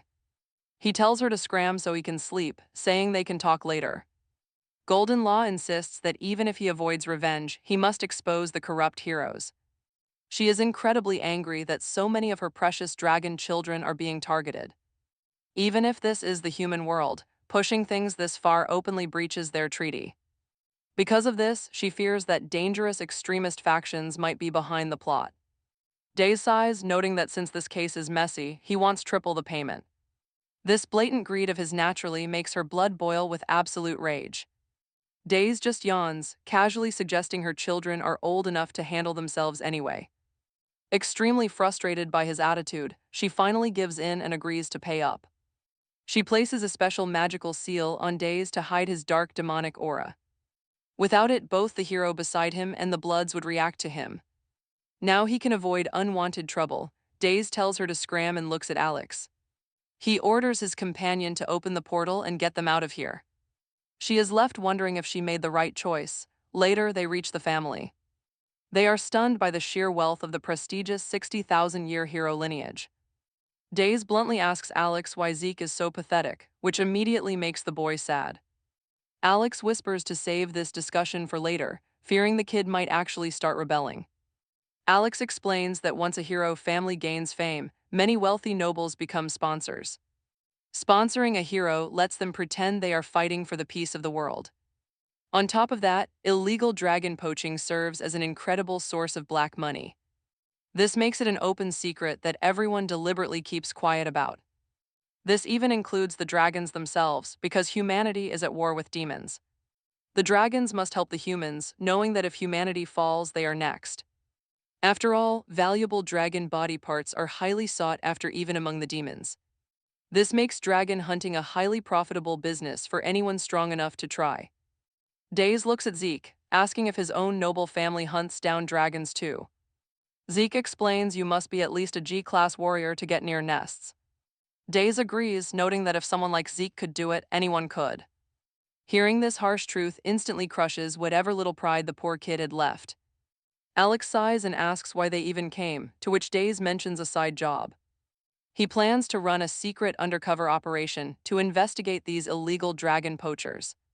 He eagerly steps forward, but Alex quickly pulls him right back. Alex warns that their true identities were already exposed during yesterday's massive chaos. He suggests a simple disguise, which leads to Days and Alex swapping clothes. Alex stares at his outfit, seriously wondering if he should just quit this job. As they prepare to go in, Zeke stops Days and begs him to act. Days casually agrees to play along, which instantly makes the young boy happy.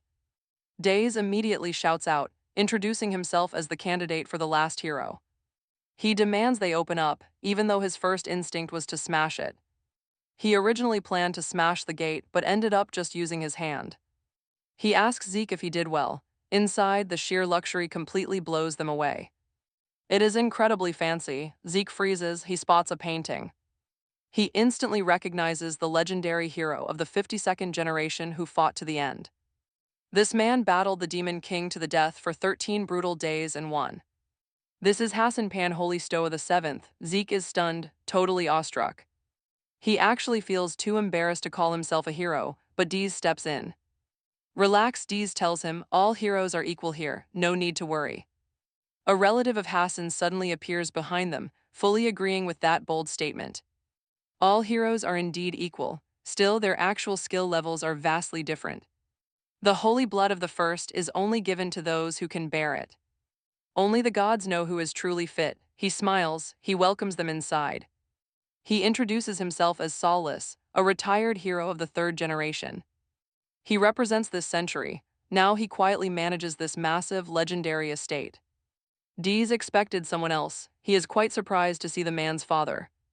By ancient law, the final hero must be born from the 5th generation of this century. They will receive the unique title of Zero, chosen from the 4th generation children. That means either Zeke or Varys will eventually raise the next absolute savior. Zeke quickly stands up to greet Salas and introduces Dees and Alex. But Salas already knows, he smiles, he knows everything about them.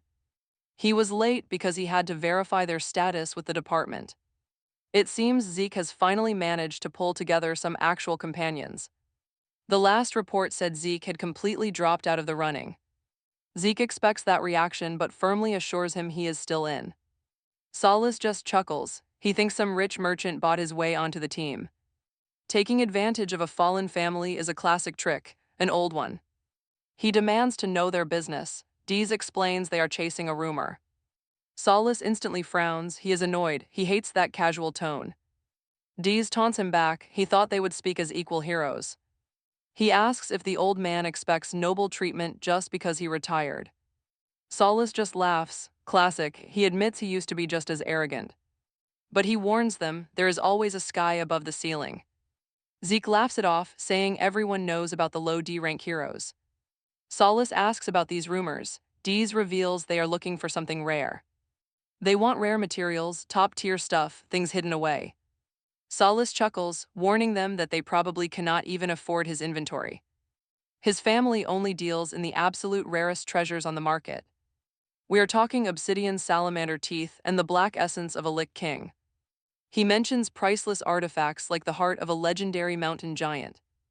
Dees immediately waves his hand. Trash, he wants real treasures. He does not need small stuff, he wants something far above giants. Salas breaks into a cold sweat. Only one creature fits that description. Dragons, Dees smiles. He drops a heavy bag of coins on the table. He explains that their young hero needs proper gear to fit the role. They specifically want custom armor forged from the scale and bone of a dragon. Salas stares at the bag, shocked to find rare lava stones from the demon world.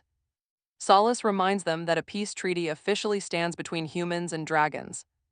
Trading dragon parts is strictly illegal, and his family never touches such shady business.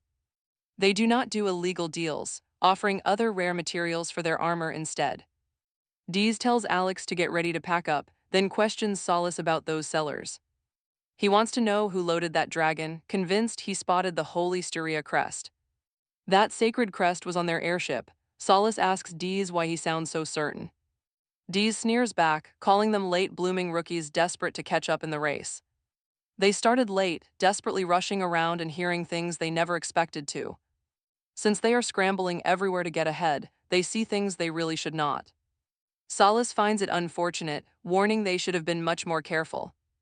Dees counter-argues, knowing a grand tower takes ages to build but seconds to ruin. It takes ages to build a tower but just a single moment to demolish it. Since they are new, they probably do not know how to handle the heroes yet. It is easy to make mistakes, like letting secrets slip to the public. Rumors that the old families are greedily keeping all the best loot. So maybe they should be fed a little bribe to shut them up. The room turns icy as Zeke desperately tries to calm things down but utterly fails. Salas shifts the subject, asking if they have heard about a mysterious masked hero. This champion has been slaying dragons. Dees demands to know his point. Salas points out that the Doom's Lagoon Zeke carries is made from dragon materials. Specifically, scales from the blue and dark stone dragons the masked hero defeated. Dees is shocked that Salas even knows about the Doom's Lagoon. Salas confidently claims he knows every single item ranked above the rare tier. Just looking at the luster, he recognizes a special S-rank Doom's Lagoon shield. It was crafted with those exact rare dragon scales, a masterpiece hidden from records. Since this weapon is not on the world treasure list, it was made secretly. Alex starts sweating, realizing Salas is an extremely dangerous person to deal with. Salas addresses him directly, seeing he is the true leader of this party. He tells him to deliver a stark warning directly to that masked warrior. His dragon-slaying antics are severely hurting the profits of some very powerful people. Several high-ranking figures from the major clans are now planning a joint strike. They will eliminate the hero and put an end to anyone supporting him. This warning sends Zeke into a panic. Salas keeps laying on the pressure. Legendary items like the Doom's Lagoon do not belong to low-tier families. The total number of legendary artifacts must be kept under strict control.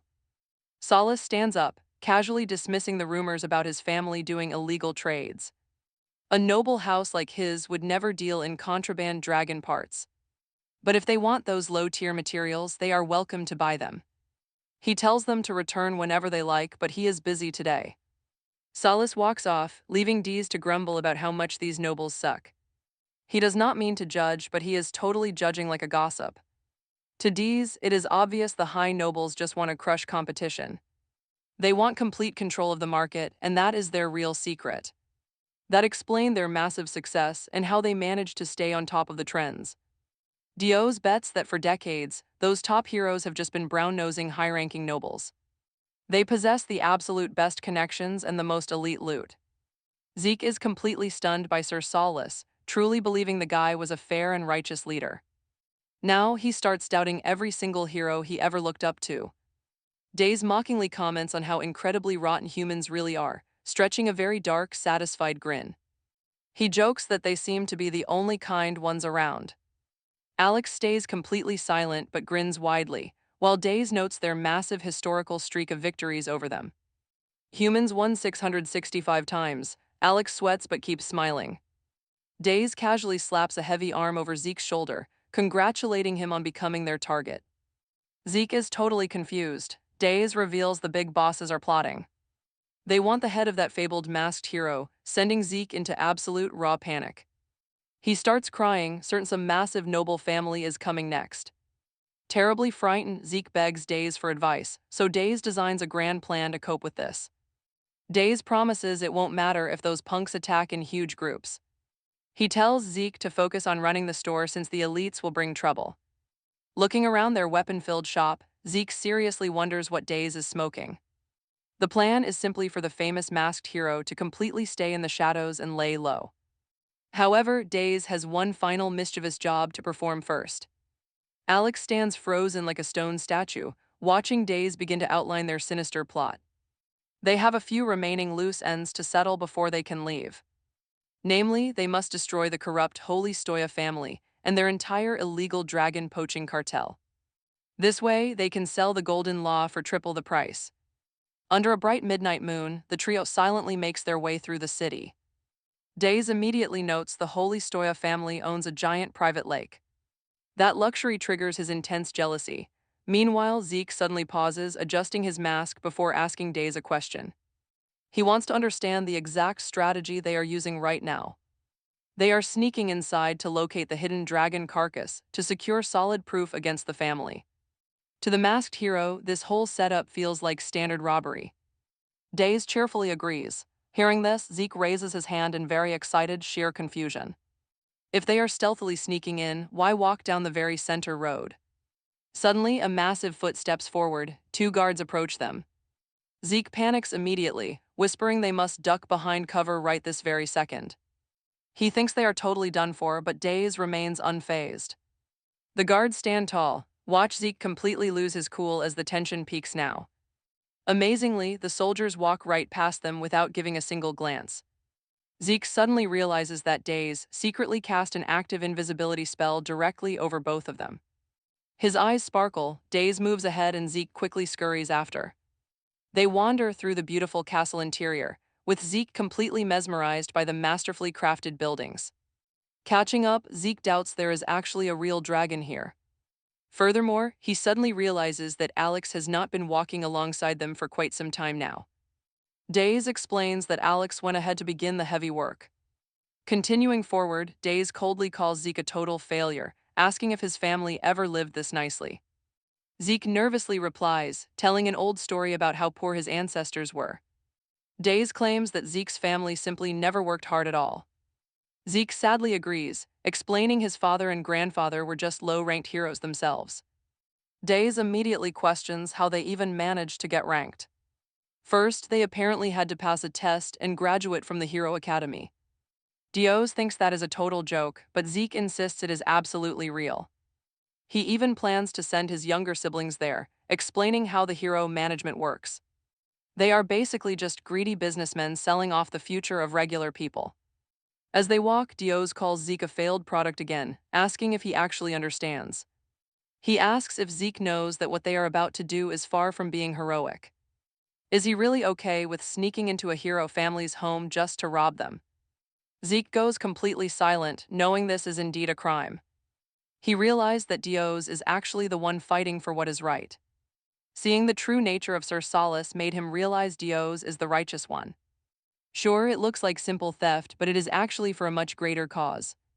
They have to stop those corrupt nobles from hoarding and controlling all the rare materials. Zeke used to doubt Dios, but knowing the ugly truth about Solis changed everything.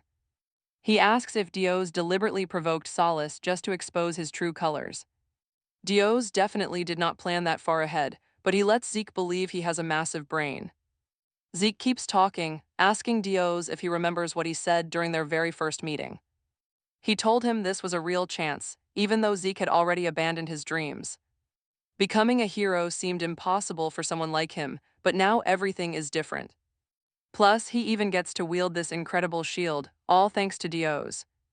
Zeke knows he did nothing to deserve this chance, and he sincerely thanks him. He says he does not care about stealing if it means his siblings can survive. His goal is to make sure those kids are never branded as failures. Zeke vows to break the cycle so this crushing poverty never passes down to them. He promises to raise them to become an amazing hero and a brilliant scientist, even if they do not fight on the front lines in the 666th war. He will make sure they can support from the rear and have their own hero portrait, just like that grand painting they saw hanging back at Sir Solis's mansion. The future of his family is on his shoulders, the proud holy bitch family. They will be remembered for fighting against the Demon King in that brutal war. Dios asks where Zeke fits into all this, wondering what he actually wants for himself. Is he truly satisfied just sacrificing his entire life for the sake of his siblings? Zeke clenches his fist, speaking out with absolute, unwavering determination in his eyes. This is all he wants, vowing to end the poverty of the holy bitch family.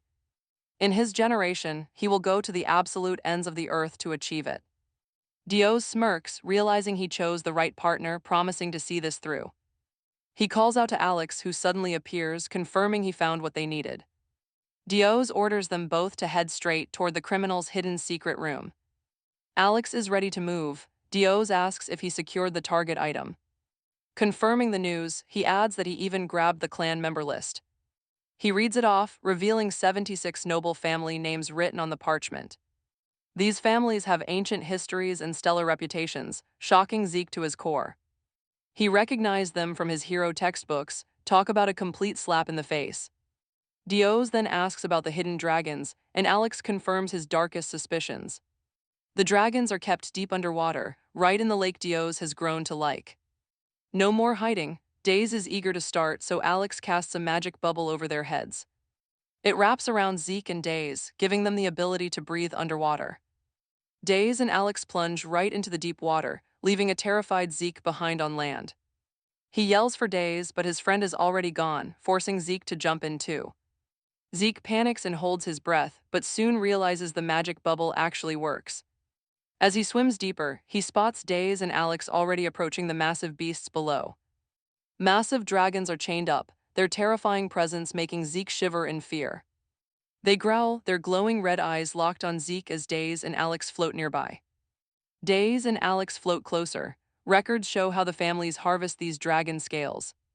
They would harvest the scales, heal the wounds, and then repeat this cruel cycle forever. It is an absolute nightmare, basically a living, breathing factory for dragon scales. The oldest dragon has been trapped in this miserable cycle for over 230 years. Completely exhausted and broken, the sight leaves Zeke wondering how this could even happen. Daze questions if the hardliners knew of this horror, and Alex suggests a tragic explanation. Since their god remained completely silent, they likely took matters into their own hands. This tragic situation explains why they are using weird parasites to battle humans right now. Instead of focusing on the demon race, they chose this path. Daze just smirks. Honestly, he gets them. He would probably try to destroy everyone too if he were in their shoes. Alex falls silent, then suggests they quickly grab a scale and leave. Alex strikes out with his sharp nails, digging directly under the scale to pry it loose. After grabbing the prize, the three of them turn to swim back up. But Daze hesitates, lingering near the chained beast because something feels deeply wrong to him. Alex calls out to ask why he stopped, but Daze already has an answer. This whole setup makes him sick, so Days starts shattering the iron chains with his legs. Wait, is he actually doing this? He is freeing them. Days powers up his attack. He fires a massive energy beam, blasting through every single chain holding them. The guys watch in absolute shock as the rogue hero liberates these ancient, massive creatures. They screech and shake off the rest of the metal, and Alex finally understands. Instantly, the free beasts rush up to the surface and launch themselves high into the sky. Terrified soldiers look up as the massive creatures perch on top of the castle buildings. The guards completely lose their minds, and suddenly one dragon breathes a torrent of fire. It unleashes a devastating blaze, burning the castle walls, while another prepares an attack. The second beast fires a massive purple energy beam, completely tearing the grand fortress apart. As total chaos unfolds, Days, Zeke, and Alex finally make it back to dry land. Alex completely snaps, demanding to know why Days would ever make such a reckless move. He explains he just got pissed off when that idiot Solace popped into his head. Alex reminds him that the plan was only to grab one single scale and leave quietly. Days snaps back, saying he did not actually hurt them, so it does not matter. But Alex keeps arguing, and the two of them just keep screaming at each other. While they bicker, Zeke watches the fiery disaster unfold, feeling completely helpless. Days promised they would be stealthy, but now every single person in the kingdom knows. Alex demands to know his logic, but Days just suggests wiping out everyone here instead. That is completely insane since they are supposed to be undercover. Suddenly, someone watches them. A furious golden-haired man glares down at the trio, completely losing his mind with rage. Gritting his teeth, he fumes over the destruction, wondering who these intruders actually are. He stares in disbelief at Daze's stark white hair as another warrior leaps up. Brandishing a massive weapon, another furious royal steps up right beside him. His eyes crackle with blue energy, demanding to know who dared lay a hand on the holy Stoya family. That is when he spots Zeke, recognizing him as the legendary masked hero, and begins to scream. He hurls bitter curses at them, but Daze just shrugs with a cocky grin. He warns them not to try him again, unless they want a one-way ticket straight to heaven. They stand stunned by his arrogance. Solace had actually been waiting for this hero.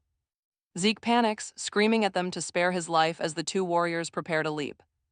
They dive forward, swinging their deadly weapons in a desperate bid to slice them up.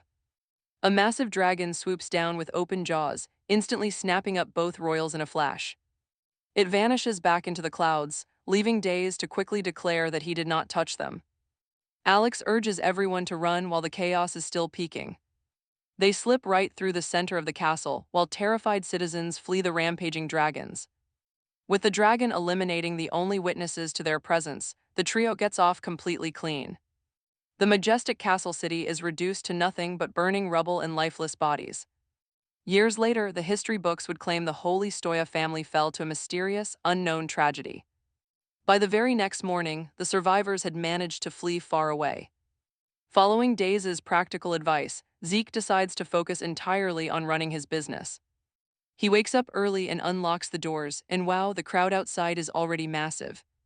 Feeling incredibly lucky, he welcomes the eager crowd inside with a bright, professional smile.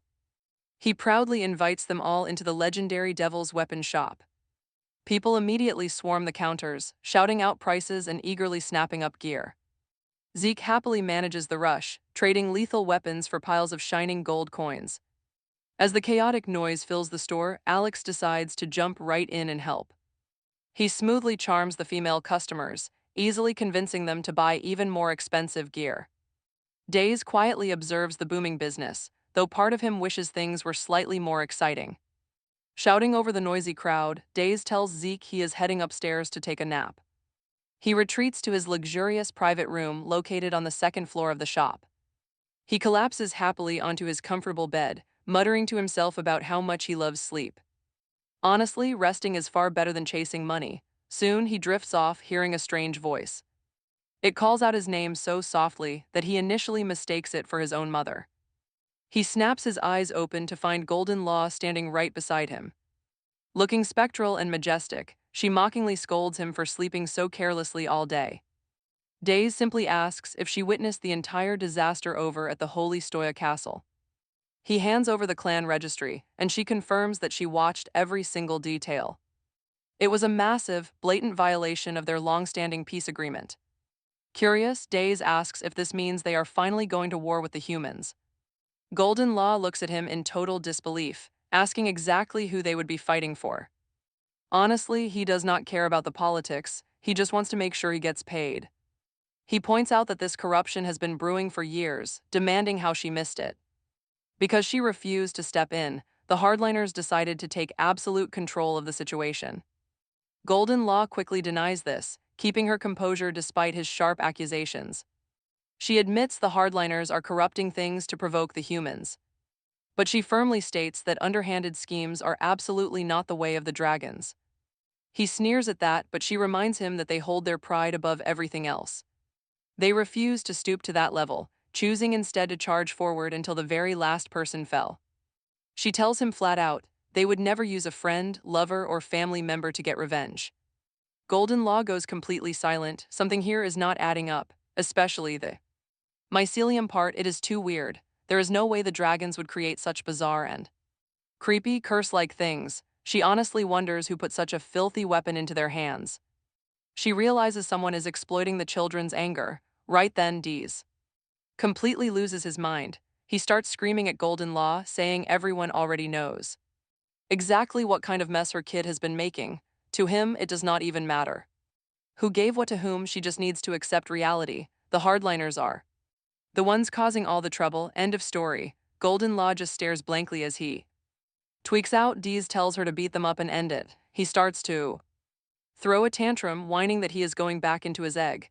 Dees is just exhausted by all the overly complicated details. These people never let anything go. He even asks if they have some obsession with making things difficult. Dees asks her why they cannot just live peacefully for once. Make a few concessions and let it go. Golden Law actually chuckles at his words. The thought of a demon king preaching about peace is hilarious. She openly mocks him, calling him defective. Dees calms down a bit and tells her to just let them be. He calls the dragons absolute idiots for trying to mess with humans. Dees thinks the dragons should gather and wipe out the humans. They would win quickly anyway, but Golden Law cuts him off immediately. She tells Dees they cannot win because the humans possess that thing, the life fluid. Dees asks her if they have all been collectively gaslit. He asks why she and Alex throw such a massive fit whenever the life fluid is even mentioned. Golden Law tells him he has not seen them on that day. Individually they were absolutely nothing, but everything will change in 20 years when they finally bloom, the promised day when Dees is destined to descend. On that day those humans will never give up. With a cross upon their backs they will rise again, even when they fall. No matter how many times they are completely crushed, they will rise again and again. Just when he believes he has finally finished them off, another life fluid will awaken and start it all over. They are like moths throwing themselves into the fire called the Demon King. Endlessly they will just keep on coming. Golden Law warns Dees that eventually when he finally faces them, real fear will creep into his heart. Fear of their courage and of what they are truly capable of. The ultimate manifestation of this belief is the last hero, Dees' true nemesis, whom he will face in 20 years. Golden Law becomes deeply concerned and warns him that on that day he will not just be fighting humans, he will be fighting the endless courage, keeping them victorious for 66,580 years. Dees just laughs childishly, instantly shattering all the seriousness. He says, imagining Zeke like that hero is funny. Dees asks if they can just finish off the third and fourth generations right now, since the last hero is only born in the 100th year. He suggests that if the demons invade and end the third and fourth generation now, the last hero will not be born and the Demon King will win easily, or that they could wait 20 to 30 years and let the hero grow old. Demons have long lives so they could invade later. Golden Law blows steam. She says he is the one who decided all this 100-year stuff. Dees says the kids resurrected him without his permission. Apparently they have been running things like this since birth. Golden Law sighs, agreeing that if it has always been done this way, then it must be. But then, Days suddenly stops to wonder why they were even fighting this whole time. What is a Demon King anyway? Golden Law gets highly irritated by his nonsense. He asks her if she ever found this entire world a bit strange. The demons lived without the sun for 60,000 years, making their war seem pointless. Why struggle so hard to reach the surface when they could just stay underground? Golden Law simply replies that the surface is blessed and the underground is cursed. Hearing this, Days begins to question why God only blessed the surface. If their creator had just shared the warm sunlight, they never would have fought. Golden Law struggles to find a proper answer as Days continues to question divinity. She desperately argues that God is the absolute being who created everything. But Days only presses her further. Getting fed up, Golden Law snaps back that she does not know the answers either. She honestly wonders if he is having a midlife crisis at 80. Staring into the sunlight, Days sighs, wondering if he is truly the only sane one. Golden Law flat out calls him an idiot, but Days just shrugs it off. He tells her to leave so he can sleep, which actually makes her giggle a bit. Listening to his bizarre ramblings somehow managed to clear up her heavy mood. Looking at him, she wonders what the point of their grand conflict ever was. Days jokingly shoos her away, but she mentions having one final request before leaving. She wants him to locate the person distributing that strange mycelium to her children. Days points out that if a deity cannot find this top-secret info, how could he? Golden Law hints that the specific demon duke hanging around him might hold the key. During the 540th war over 10,000 years ago, a demon duke caused chaos. He drafted hundreds of young dragons, sparking a rebellion that nearly changed everything. That rebellion almost wiped out the dragon race, led by the legendary Duke Alex. Days freezes in shock, realizing Alex was actually telling the truth about his past. He was indeed a genius tactician, and Golden Law notes he could easily sneak in. Before stepping away, she admits that she actually agrees with his strange thoughts. This entire world might actually be a very weird place after all. She vanishes through a portal, just as Alex bursts in shouting about a crisis. Days just wants to sleep, but he instantly bolts upright when Alex presents a vial. Inside is the notorious puppet mushroom, glowing with an ominous purple light. Alex explains that analyzing the dragon's mycelium pointed directly to this exact plant. Its mind-altering side effects have been amplified by 1,000 times. Days still wonders why that matters, but Alex delivers some devastating news. This highly toxic mushroom only grows deep within their own demon territory. But get this, only one specific person can manipulate such cursed things. The infamous incarnation of Plagues himself, the terrifying Duke Dash, is behind this. He is the absolute master of cursed fungi, making him the prime suspect. Alex suggests sweeping it under the rug, but Days angrily yells at him. How can you cover up a giant dragon causing massive destruction? Alex smugly corrects him, noting it is actually a 66,000-year-old beast. Days realizes with dread that their own side might actually be the culprits. Days. He knows the infection was clearly spread by the demons. No one else stood to gain anything. From making dragons and humans tear each other apart, suddenly a realization hits him. He remembers the Civil War and completely snaps at Alex, blaming him for starting it. Alex desperately tries to deny these heavy accusations. He plays it off, claiming his methods are precise, not like this sticky mycelium mess. Dees agrees and a heavy silence falls as they think. Then Dees asks him directly. He asks why Alex did it. Alex starts sweating, nervously asking what his lord means.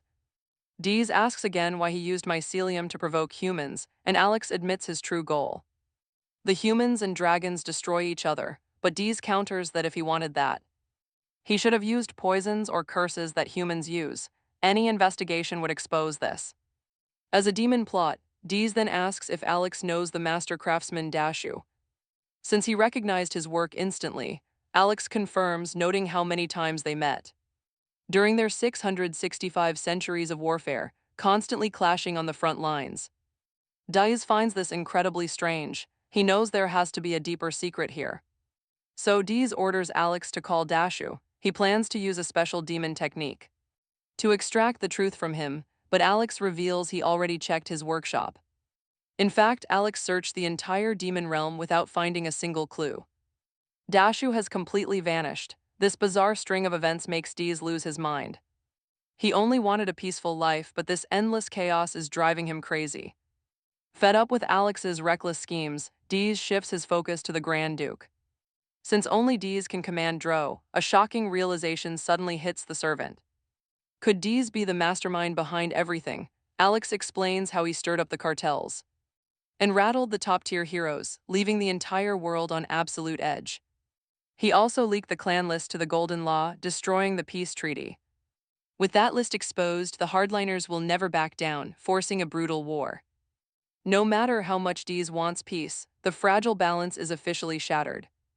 The old alliance has collapsed, setting off a massive chain of chaotic events. For the first time ever, a colossal three-way war between humans, dragons, and demons is actually unfolding. Alex sinks to the floor, completely paralyzed by the scale of it. The scheme is staggering. Alex frantically tries to tell himself they are safe. Even if they are caught, no one can prove the demon lord planned it. In fact, Alex believes history might even remember them as legendary peacemakers. For stopping the war, now his wild theories start spiraling out of control. He claims Dees must have planned every single detail before he stepped down. Why else would he abdicate the throne? This sends Alex spiraling into a deep memory. He remembers Dees staring at butterflies on the surface with a strange look. No previous ruler would ever pay attention to something so small. To Alex, this obsession with the upper world felt dark, almost sinister. Dees wanted the surface more than anyone, yet he would always shrug it off, claiming his retirement was nothing special, but Alex just kept fabricating his own complex delusions. Suddenly, Alex drops to his knees before Dees. He begs for mercy, completely convinced he now understands his master's brilliant, grand design. Meanwhile, Dees is completely baffled by whatever nonsense Alex is rambling about now. Alex praises him as a hidden genius, calling himself absolute trash in comparison. Dees can only stare in utter confusion, wondering what crazy drugs this guy took. Alex was talking complete nonsense, but he completely submits to Dees, begging to be trusted.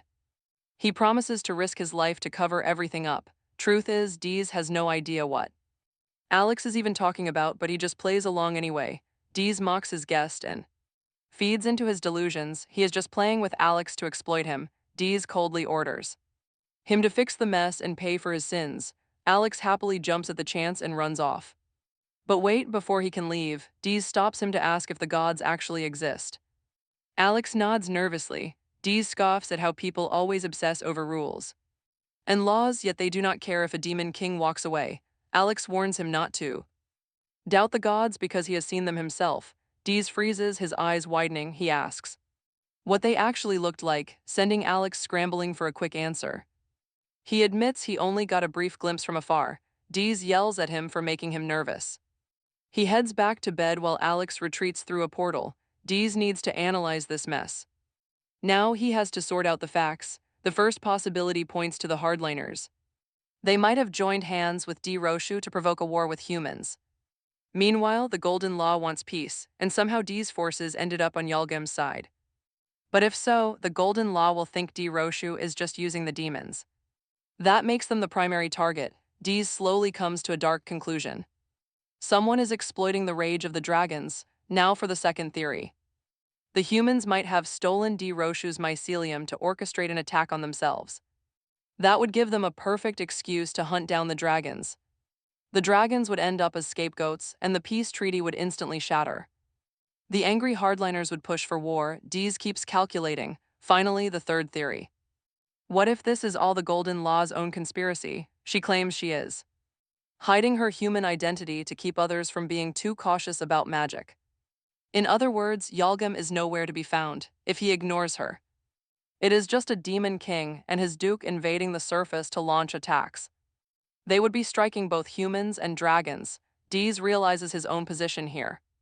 He is being set up as the perfect villain. Only 20 years remain until the reincarnation, and the fragile alliance of hardliners and humans is already breaking. Right now, blaming the demons is the best way to suppress their own civil war.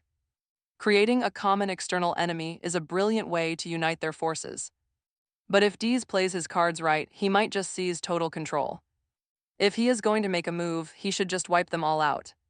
After all, the Demon King must be the final victor. Meanwhile, at the weapons shop, a woman in knight's armor greets Zeke. This is Alexia, and she immediately catches Dee's eye. Zeke introduces her to Dees as his old classmate from the resistance school. On top of that, she happens to come from an elite, A-ranked family. Alexia is visibly shocked to hear Zeke call the stranger his lord. Dees recalls. His butler's words about the two main families here, one A-ranked and the other G-ranked. The F-ranked family met a sad fate, much like your failing love life. They are completely ruined now. Meanwhile, Alexia looks around the luxurious room. Realizing that Zeke's new sponsor is absolutely loaded, she turns to Dees and demands to know why he is staring at her so intently. She asks if this is his first time seeing a real A-ranked hero. Dees pulls no punches, asking why exactly she was missing in action when the dragon first attacked. That touchy subject. She has some nerve, looks like she wants to finish off the former demon. King Days, she boasts her family fought as G-rank in the war. The 655th war, she calls Days a total fool. Clueless, she claims that dealing with dragons belongs strictly to D-ranked heroes. Everyone has their role. Still, Zeke tries to calm the situation. Why is she even here? She heard the castle holds legendary, valuable artifacts. So she explored. Instead, she found Zeke. Talk about a surprise. Honestly, she wanted to see the loser who chose another girl. A failure like Zeke over a total beauty. Then she slanders Days. All she sees is a clueless rich kid who knows absolutely nothing of history. He is not bowing down. As she walks away, Zeke panics. Stop, he must prevent an absolute war with his old classmate.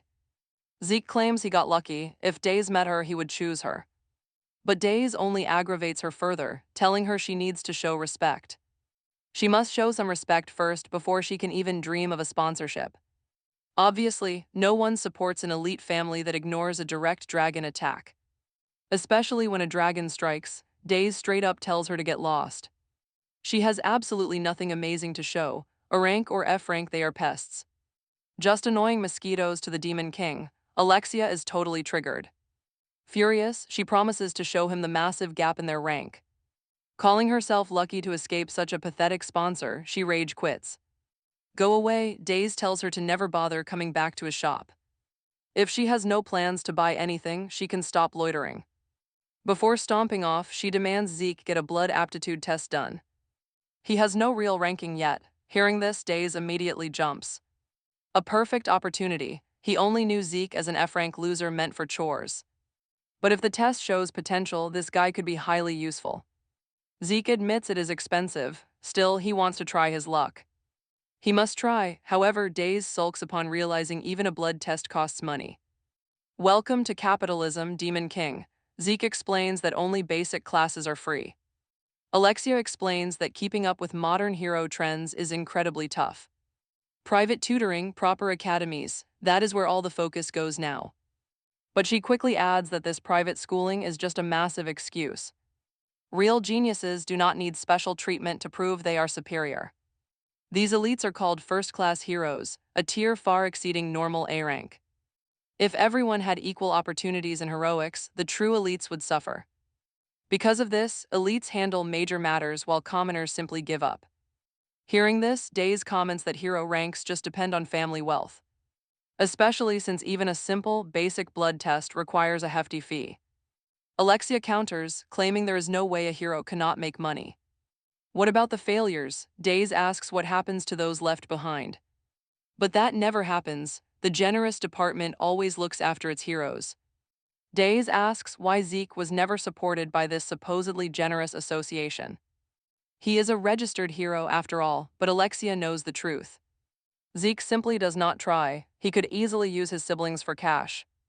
Just to afford Hero Academy, and if his siblings all want to become heroes, then they can all just graduate as bottom-tier losers, but Days spots a loophole. If all these siblings avoid failing, the next generation remains totally broke. They will still be struggling. Days realizes this solves absolutely nothing. Alexia stands her ground. True talent always exposes itself in the end. It is not something you can easily hide. Days asks how old they are. Turns out they are 17 and 18. He sulks over how terrible life is for kids. He tells the guy to close up shop. They are getting Zeke that stupid blood test. Days summons Alex. He pops out of nowhere, completely terrifying the two heroes. The group arrives at the heroes' department. He tells the receptionist why they are here. They need to confirm their blood rank and register as official heroes. She tells him to grab a ticket and wait, but Days tries to bypass the whole system. He acts tough, trying to skip the line. She points to a sign. It clearly tells customers to calm down and avoid playing any power politics here. Days hates this obvious middle finger from the office, but his companions hold him back. Now get this, grudgingly, they sit down to wait. Soon, a massive man approaches the desk. The receptionist instantly brightens up and welcomes this newcomer with open arms. Days demands to know why this guy gets a free pass. Zeke explains everything. That is Malkant, the strongest warrior in Jorix, who is not even a registered hero. Yet his strength is almost G-rank level. Days wonders why Zeke mentioned A-rank earlier. Zeke clarifies that by bloodline, even a girl like Alexia counts as an A-rank. She will officially receive that title once she graduates from the academy. She might even surpass her father, despite looking like a totally spoiled brat right now. Finally, the receptionist calls them in. Inside, an evaluator flips through Zeke's file. Every single stat points to him being a low F rank, which Zeke accepts happily. But Days refuses to let this stamp of shame ruin his chosen warrior. He demands to know why they did not run a real blood test first. Why judge Zeke solely on his family name? The tester explains his reasoning. He was just trying to save the kid some cash, knowing how poor he is. Days asks for the price and slaps down 5 gold coins without hesitation. The man fetches the testing kit while Days fumes like a protective mother. Zeke humbly thanks him, saying he really did not need to spend that much money. Days snaps back, is he seriously willing to die over 5 measly coins? Honestly, the more he learns about how this place works, the madder he gets. The tester brings out a bizarre contraption and sets it on the table. It checks the absolute purity of a person's blood, looking like absolute magic tech junk. He tells Zeke to place his hands directly onto the glowing crystal. The machine will handle the rest. Zeke nervously reaches out toward the gem. The second his finger touches the surface, it flares up with intense light. Suddenly, the device spits out a paper receipt in a pretty creepy way. Look at that. The paper clearly shows that Zeke's blood purity is a whopping 10%. The evaluator stares in pure shock, but Days complains that 10% sounds awful. He demands to know the actual rank, but the guy is completely speechless. He mutters that there must be some kind of error with the reading. If they want to retest, it will cost another 5 gold coins. Zeke tries to intervene. He thinks they are just being sore losers. The tester proceeds to finalize his rank. F rank, but Dees cuts him off, telling him to do his job right. Since Zeke's blood purity is 10%, he demands the proper rank. 5 gold is massive. Dees demands to know what is wrong with F rank if the tester keeps pulling faces. He explains Zeke is 4th generation, but the blood purity among 5th generation heroes barely ever scrapes past a tiny 9%. A 10% score is unheard of in history, making this highly likely an error. Even legendary D rank matching dragons has only 6% purity. The tester insists the device is totally broken and these mistakes are common. Give him 5 more gold or else he will assign Zeke F rank, leaving the kid completely broke forever. Dees demands a B or D rank instead, but the tester argues that B rank is way too high to just hand out on a whim. 10% for 4th generation hero makes no sense. Dees locks in his haggling spirit, handing over 5 more gold coins, demanding 5 back if the device reads 10% again. The tester suddenly realizes exactly what kind of guy Dees is. A guy who drags poor kids from the sticks with no idea of their potential and treats them like absolute royalty, secretly hoping to strike it rich. If they succeed, Dees keeps them. If they fail, they are tossed aside. And a new target is chosen. Sure, Dees might be helping the poor, but handing out inflated ranks way above their level is straight-up deception. Ranks dictate dangerous quests. You cannot just fake these things. Sending fake ranks on high-stake missions is suicide. Dees asks if he is done talking because to him it all sounds like total garbage. He tells the tester to take the bet or just give Zeke a B rank instead. He adds that he will be really annoyed if Zeke gets a D rank too. So the guy better choose wisely. The tester starts sweating. Talk about a cornered rat. He knows the system error excuse is a lie. But if the machine reads 10% again, he is in deep trouble. 5 gold is pocket change to a monster like Dees, but to him, it is a full month of hard wages, plus the kid looks useless. Without his wealthy sponsor, he decides to just get rid of them. He offers a C rank for Zeke, spinning some fake speech about caring. For the boy's safety, he claims B rank monsters are way too dangerous. On someone with an F rank, meaning Zeke will end up dead, D's accepts the C rank before the guy changes his mind. The tester stamps the paper and offers a fake congratulations from the Hero Association. Zeke stares at his official paper, completely stunned. Later, Deez and Alex walk the city streets while Deez brags about outsmarting the corrupt tester. The guy was boldly demanding 10 gold coins, but the very moment Deez demanded half of it back, he crumbled instantly. Zeke follows them silently. Clutching his card, he still hears the brutal mockery of his old classmates, laughing at his weak bloodline, calling him a useless waste of space, who should just drop out of academy and give up his pathetic dream. He remembers begging on the freezing streets as a child, desperate for any scrap of food for his siblings, but now, thanks to Days, those big dreams are finally coming true. Zeke looks at Days, silently thanking him for being the only person to ever reach out and lend a helping hand. For the first time, Zeke feels a genuine warmth inside. Touched by the kindness of a stranger, Zeke decides right then and there he will devote his entire life to Days. This meeting was no mere coincidence. To Zeke, Days is a godsend angel. Protecting him is now his ultimate purpose. A month later, a massive bolt of lightning strikes from above. Zeke stares at the blast in pure awe, wondering if the end has finally arrived. With his attacks doing absolutely nothing, his gaze shifts to a towering red monster. The Red Phoenix, one of the 4 legendary divine guardians, looms large. Is it here to burn everything down, now that the Demon King has retired? Back in the present, the 3 of them scan the crowded quest board. Zeke wonders why they are even here, but Days tells him it is mandatory. As an official hero, Zeke needs to start taking on official guild missions. Nearby, a cocky adventurer brags about securing a lucrative rank quest. He is hunting a lich and its followers in the southeastern Dane cemetery. Days knows liches are lethal, but he ignores the fool and focuses on the board. He needs a safer C-rank mission suitable for their group's current standing. They search until a specific request from the Bureau catches their attention. The task is to defeat a merman terrorizing a coastal village. Days asks what it is. Alex explains they are half-human, half-fish beasts, standing over 2 meters tall. They usually raid the shores during cloudy days to loot vulnerable fishing communities. Hearing this, Days grabs the poster, eager to put an end to their thievery. Soon after, the trio makes their way to the targeted coastal village. Except Days showed up dressed for a relaxing swim, completely misjudging the situation. You can already guess how that went. They arrived to find the entire shore ablaze. Alex dryly notes the destruction as desperate villagers set their own homes on fire. They are trying to scare the mermen off, knowing the beasts detest extreme heat. A terrified woman running with a torch spots a monster lurking on a rooftop. The creature lunges down with a sharp trident, but a man quickly pulls her away.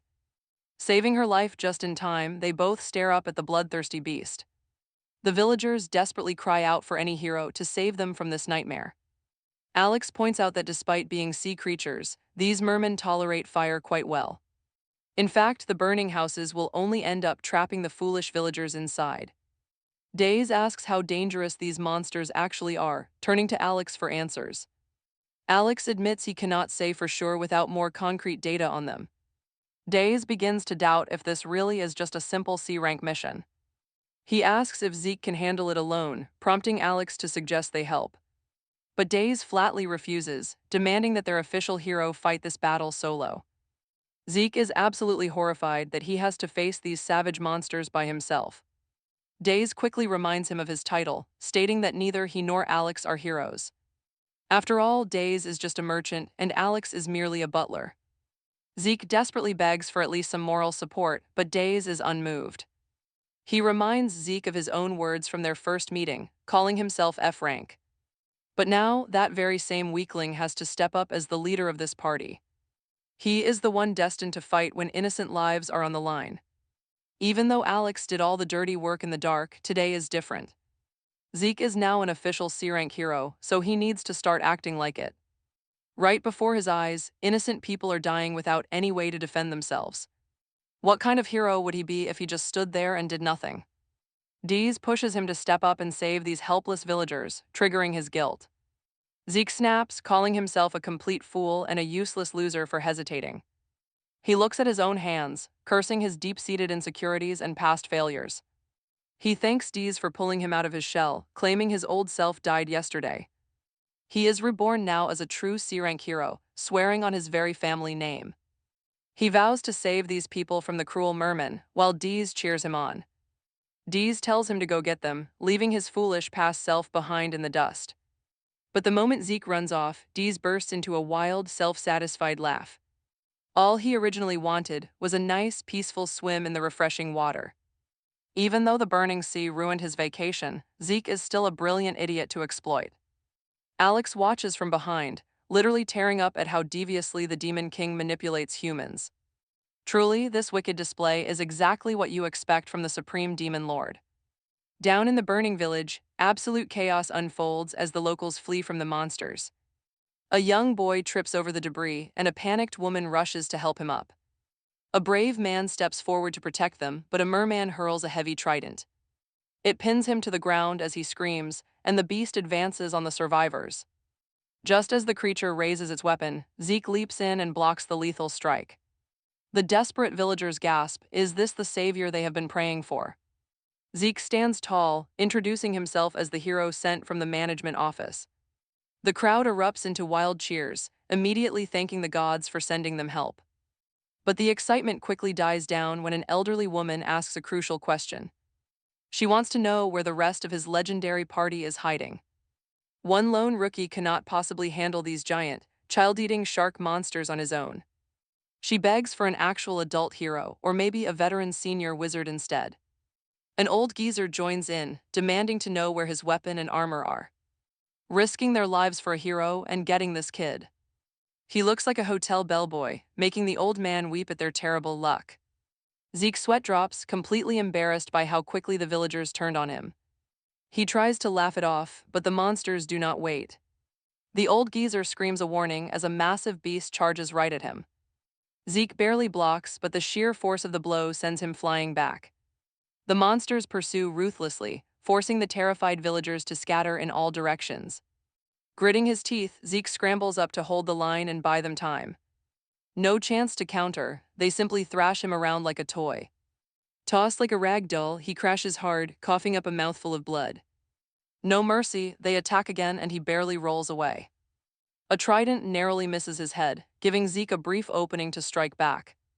But before he can recover, another beast grabs his leg and slams him down. Zeke refuses to stay down, slamming his heavy shield straight into its face. Breaking free, his eyes flash a brilliant gold as sheer adrenaline takes over. He charges the pack, completely unaware of the threat closing in from behind. Head launching him back, Zeke crashes hard into a house as an impaled villager watches. Meanwhile, up on the hill, Dion and Alex have a front row seat. They literally set up a whole picnic while watching the village burn. Alex points out that maybe Zeke is actually growing into a decent fighter. Dion just quietly doubts that. Suddenly, Zeke bursts right out of the ruins, shouting at the top of his lungs that he is the hero. He faces the surrounding mermen as one slams hard into his shield. The force drags him backward through the mud, but he refuses to give up. A massive fist comes swinging next, but Zeke somehow absorbs the blow. Screaming his hero mantra, he shoves the beast off just as more rush him. They try to ambush him from his blind spot, but Zeke is too fast. He slips left and right to dodge their ruthless, non-stop onslaught. Another monster leaps from behind, forcing him into a desperate roll. He barely avoids the crash, only to get grabbed by a second beast. It locks him in a bear hug, squeezing him like a lemon. Zeke violently jams his shield backward to break the deadly chokehold. As they close in, he leaps high to dodge a bone-shattering ground slam. He parries the next strike and shoves the monster back to buy room. Dropping to one knee, he gasps heavily, this fight is getting exhausting. But at least the mermen are finally down, the villagers watch in awe. They cannot believe he actually did it, standing there covered in blood. Zeke takes in the sight of the fallen beasts, but get this, here comes the catch. The monsters slowly stand right back up as if they felt absolutely nothing. Even worse, they look twice as furious now, surrounding him once more. Zeke tries to stay focused, telling himself he just needs a little more effort to end this. But the real issue is his stamina. It is dropping dangerously fast. He is about to run completely empty, meanwhile back up on the hill. Dion is just relaxing on a beach chair he summoned from thin air. Alex nervously asks if they should step in since Zeke is taking a massive beating. Dion tells him to wait, confident that the kid is not quite done yet. He remembers how Zeke managed to dodge attacks from an actual dragon before. Alex does not argue with his boss and simply sits back down. Back in the chaos, a merman hurls a trident directly at Zeke. He flips wildly through the air and crashes hard onto the dirt. Looking up, he sees the monster grinning. Zeke refuses to quit and slams his shield down. The beast dodges, so Zeke pivots and strikes right at its head. But he is completely open. Another merman ruthlessly slashes him across the back. Zeke hits the ground yet again, screaming in absolute agony. Honestly, he looked way happier when he was just working at the hotel. He glares up at the grinning monsters as they close in to finish him. A heavy fist rains down, but Zeke barely manages to raise his shield. He literally starts begging for backup because he has reached his absolute limit. But they show no mercy, absolutely unloading on him like a pack of bullies. The horrified villagers can only watch. Suddenly, a brave kid named Noah rushes forward. He charges the beasts as the other villagers desperately try to hold him back. Is jumping to his doom, Noah warns the villagers that their hero is in serious danger and blames them for just standing around and doing absolutely nothing to help out. The villagers band together and charge at the merman, determined to save Zeke from a brutal beating. Days watches the crowd make a desperate attempt to rescue Noah. With great curiosity, the villagers seize the merman from behind, attempting to pull him away from Zeke. They scream at the beast to get away from their beloved hero. They yell that they will hold the monster down so he can end this quickly. Zeke agrees, and despite his battered and broken body, he struggles to his feet. Shield in hand, he slams it directly into a merman who goes flying back. He crashes into a building. Zeke keeps repeating this, taking them down easily. One by one, but while he is distracted, a beast grabs the old man in his claws and starts squeezing the life right out of him. Zeke sees that the poor elder is way too far away to reach in time, yet he throws his shield anyway. It makes impact with the merman's neck, slicing his head clean off and freeing the elder. From a grim fate, like some budget Captain America, the shield flies right back to Zeke, who warns the crowd to step back from the remaining sea monsters and give him some room. He hurls his weapon again, slicing through the targets. Like cheap fish at a busy market, but with his hands empty, a beast charges straight at him with a sharp trident. Zeke realizes he is completely wide open too. A deadly strike, but before it lands, the shield returns, slamming hard into the attacker. It slices straight through the monster and lands safely back in Zeke's grip. He scans the area, looking at the fallen beasts scattered on the ground. It looks like the battle is over and this mission is finally complete. He happily inspects his trusty shield, showing it some love for being such a lifesaver during the fight. Suddenly, the relieved villagers gather around Zeke, cheering loudly and praising him as the greatest savior in the entire world. They thank him deeply, but then a sudden realization hits them. More monsters are still roaming other parts of the village, and many are still in mortal danger. Zeke wastes no time and dashes in the direction they point.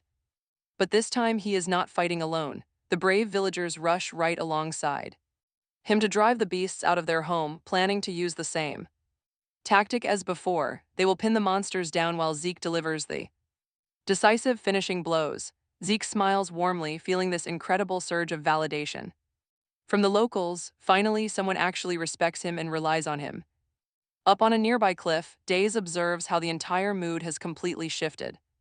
These people, once paralyzed by fear, are now unified and ready to hunt down every last beast. Right before their eyes, a massive change is taking place as the villagers band together to help Zeke reclaim their home, sharing a powerful belief that they can actually win. But this sudden hope spells trouble for Days, who wonders if Zeke is the destined hero who will eventually defeat him.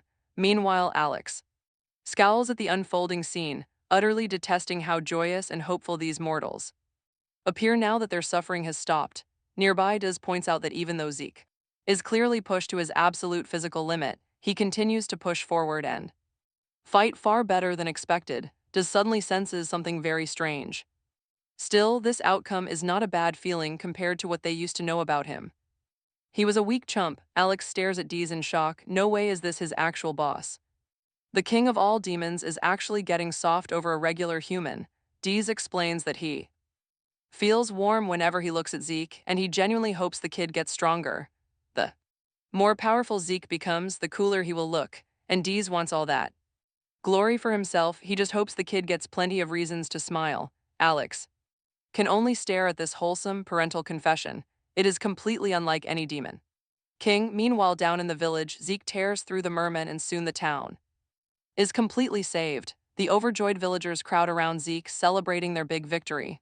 The grateful crowd keeps cheering, thanking him over and over for his incredible bravery. With the monsters gone, their home is finally safe from future raids. Zeke happily basks in all the praise. Even the old chief steps up to apologize for doubting him. He admits he had no idea the boy would put his own life on the line to protect them. He officially crowns Zeke the village benefactor. The other villagers start apologizing too, feeling guilty because they did not trust him when he first arrived. Zeke just smiles and forgives everyone. With a huge grin, he heads back up the hill where Deez and Alex are waiting. He cheers that he is back safe and sound. Deez asks him how it felt to handle the whole fight completely on his own. Zeke explains he charged right in because he wanted to save those people. But once the chaos started, his shield flew out of his hands. Before he could even blink, the shield was launching mermen left and right. He thought it was going to be easy, but the monsters just kept getting right back up. He quickly realized he was barely doing any damage, and his energy was completely drained. When they closed in to finish him off, he prepared for the end. He thought it was over, but then the villagers rushed in to help him fight. They bravely pinned the monster down, screaming at him to finish the job. It was the absolute coolest thing ever. That hype gave him a massive surge of energy, and his shield suddenly took on a life of its own. It jumped into action, quickly clearing out the rest of the monsters while keeping him totally safe. To Zeke, it was the coolest thing ever. Deez just smiles, quietly amused by the kid's dramatic storytelling. He asks if the quest was fun, and Zeke happily nods. Deez gets up to leave, casually mentioning he is starving and wants to grab some noodles. Zeke chases after him, telling him to wait, and holds out the quest confirmation form. It is basically a feedback sheet that awards satisfaction points. He explains that turning this into the hero management office will get them 3 silver coins. Deez wonders why the kid is handing the reward over, but the answer is simple. Deez is technically his master, but Deez argues that he did not lift a single finger today. Zeke did all the work. Why would he steal his reward like a bad employer? He tells them both to stop stalling and go make him some hot food. Alex gently places a hand on Zeke's shoulder, changing the topic to the serious talk they had with Deez back during the blood purity test. He reminds Zeke about his siblings' school trip and how Zeke did not have the heart to tell them. He simply could not afford it. Sure, those 3 silver coins mean absolutely nothing to Deez, but to Zeke they are everything. He can finally let his siblings live normally, without any shame from wealthy brats. Deez even chimes in, calling Zeke the true hero and leader of their little party. Zeke thinks Deez is a literal angel and thanks him deeply for being so generous. Back in the city, Deez happily stuffs his face with noodles because this is his happy place. He tells Zeke to stop playing the hero and just open up a noodle shop of his own. Suddenly, the mother of dragons walks into the shop and demands a bowl of noodles from Zeke too. Everyone in the store stares at her luxurious clothes in absolute awe, but her attention is elsewhere. She is focused on what satisfies Deez so easily. He directly asks what she is doing here. She explains that keeping an eye on them is her personal responsibility. She asks where Alex is, but Deez simply tells her that the man has his own life. He recalls his recent conversation with Alex, who claimed he was going to find Daresh before Yuljim noticed, seeking the truth behind Jayangsa. Nobody knows that uncovering these secrets will heavily impact the 666th Great War. Back then, Alex complained about how Deez constantly dragged him into random hero quests. He hated it, especially since he is a highly busy member of the Demon Council. Before Deez could punish him for his insolent words, Alex acted fast. He jumped straight into the portal and fled. Now Deez secretly mocks the Dragon Mother. For someone who has been alive for nearly 67,000 years, she is remarkably clueless. Interrupting his thoughts, Zeke politely introduces himself to the Dragon Mother as the party hero. He notes that this is his first time meeting one of Day's actual friends. Yuljim introduces herself as a mage, saying she has heard plenty of things about him. She instantly mocks Days, calling any contact with him a massive, throbbing pain in the head. She even points out how Zeke, despite looking completely exhausted, still runs a shop for that idiot. His body went through total hell, yet he still keeps this store open for that demon king. Zeke quickly explains that he only opened the shop to earn a few extra silver coins. He laughs warmly at how close Days and Yuljim seem to be with one another. Yuljim gladly plays along, while Days seethes inside, refusing to be friends with this old hag. Zeke serves her some noodles, and she eagerly digs in, completely agreeing with Days. She declares that these are easily some of the best noodles she has ever tasted. She immediately offers Zeke a prestigious job, telling him to ditch Days and join her instead. Days snaps back, making sure Yuljim knows Zeke is his, before she asks about his hero test. She wants to know his final grade, and Zeke admits he is a C-rank hero. But Days suddenly blurts out that his blood purity actually measured at a shocking 10%. Yuljim stares in utter shock, but Zeke quickly explains that the testing device was probably broken.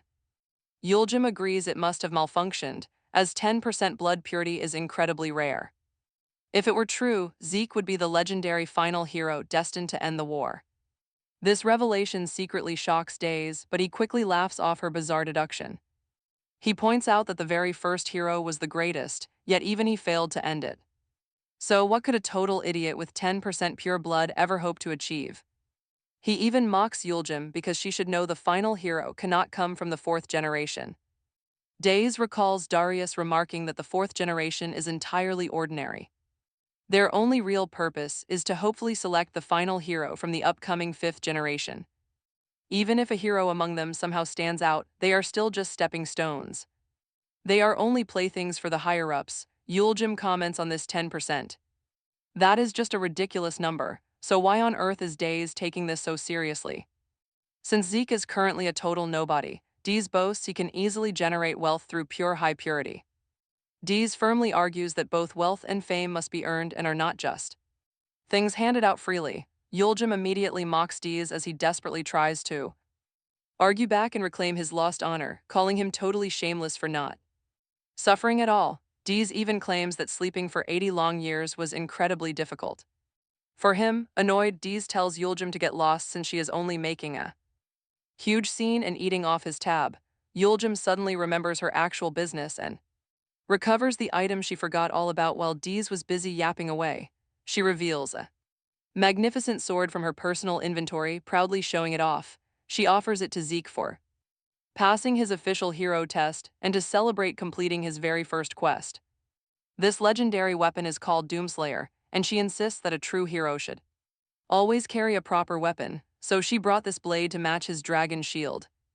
Days instantly snatches the sword, but she fights back since this is meant for Zeke, not his incredibly greedy master. Days immediately notes that the strange scent coming from the blade strongly stings his nose, catching Yuljim's eye. Days closely examines the steel and declares that this weapon carries a very familiar smell of pure darkness. Yuljim explains that the sword is forged from demonic materials. It is actually a magical blade made from the horn of a dark rhino and greasy beholder tentacle oil. Plus, the sword is filled with deadly poison, so no shield can stand against it. Days keeps staring at the sword, silently wondering if this matches the feeling of holding a mythical dragon weapon.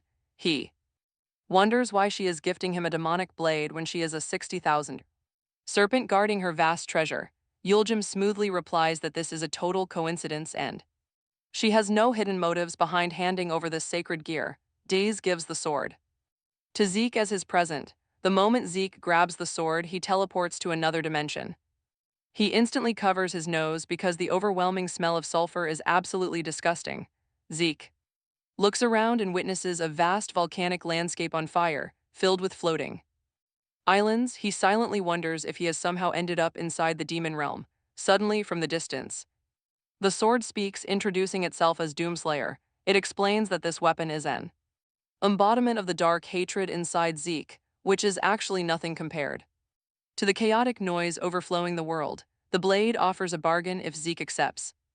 The power, it will protect him and crush every single enemy standing in his way. And just like that, Zeke is teleported right back into his everyday.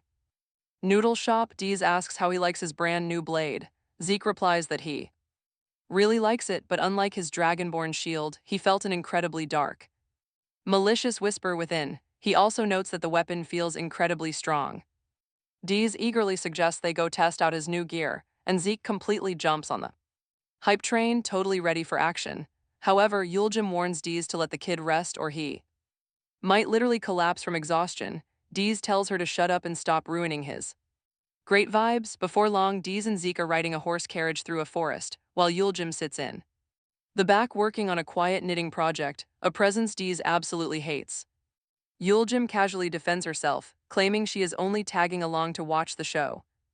Zeke curiously asks where they are actually heading, so Deez pulls a quest sheet from his pocket. Zeke's brand new quest is to investigate strange activity in the Karen Mountains where none of the miners have returned.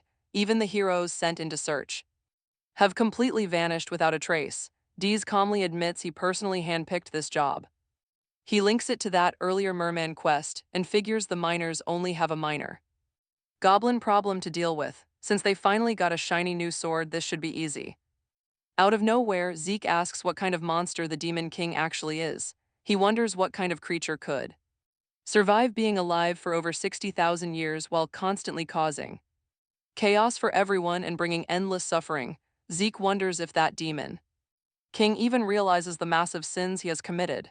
Days chimed in, agreeing completely with Zeke. He even mocks himself, calling the Demon King pretty stupid for failing at such a basic task, but Days admits he has no idea what is actually going on among the demons behind closed doors. Maybe there is something humans do not understand, or things the demons just cannot speak aloud. He even suggests the Demon King simply does not want to fight anymore. Zeke laughs at that because thinking the Demon King wants peace is completely ridiculous. After all, he is the ultimate root of all the suffering in the world. Days chuckles, agreeing entirely, it is totally absurd. A bit later, Days points toward the horizon and announces they are getting close, their actual destination.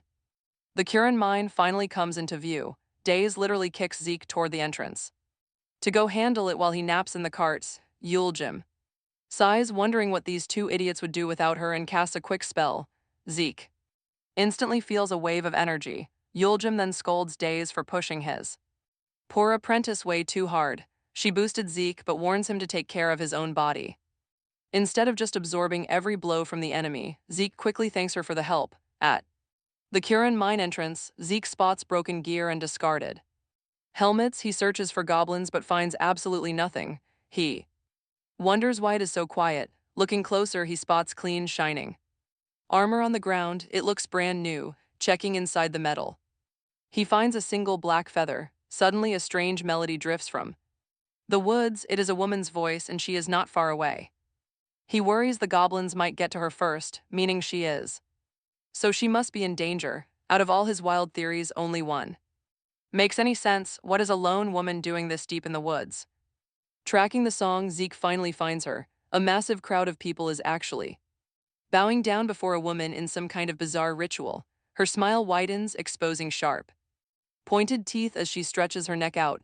Underneath her collar, her entire body is coated in thick black feathers, just like the one he found earlier. Even Zeke gets instantly trapped by the music. His silver eyes glaze over as he finds the scene absolutely stunning. Back at the carriage, Yuljim instantly senses a harpy nearby.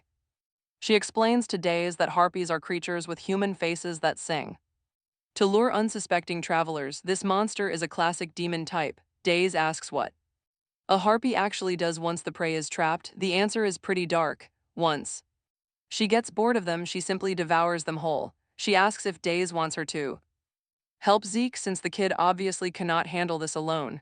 They look over at the idiot, who seems way too happy to be caught in a demon trap. Days looks at his student and tells Yuljim to just wait and watch. Meanwhile, the others praise the he just tells Yuljim to stand back and wait for the show to start. Up ahead, the harpies lock eyes on Zeke and invite him into their circle. They promise him eternal warmth, and he happily runs right toward them. Zeke even yells back, telling Days and Yuljim to join the party. More monsters emerge, but but Zeke is completely lost in their spell.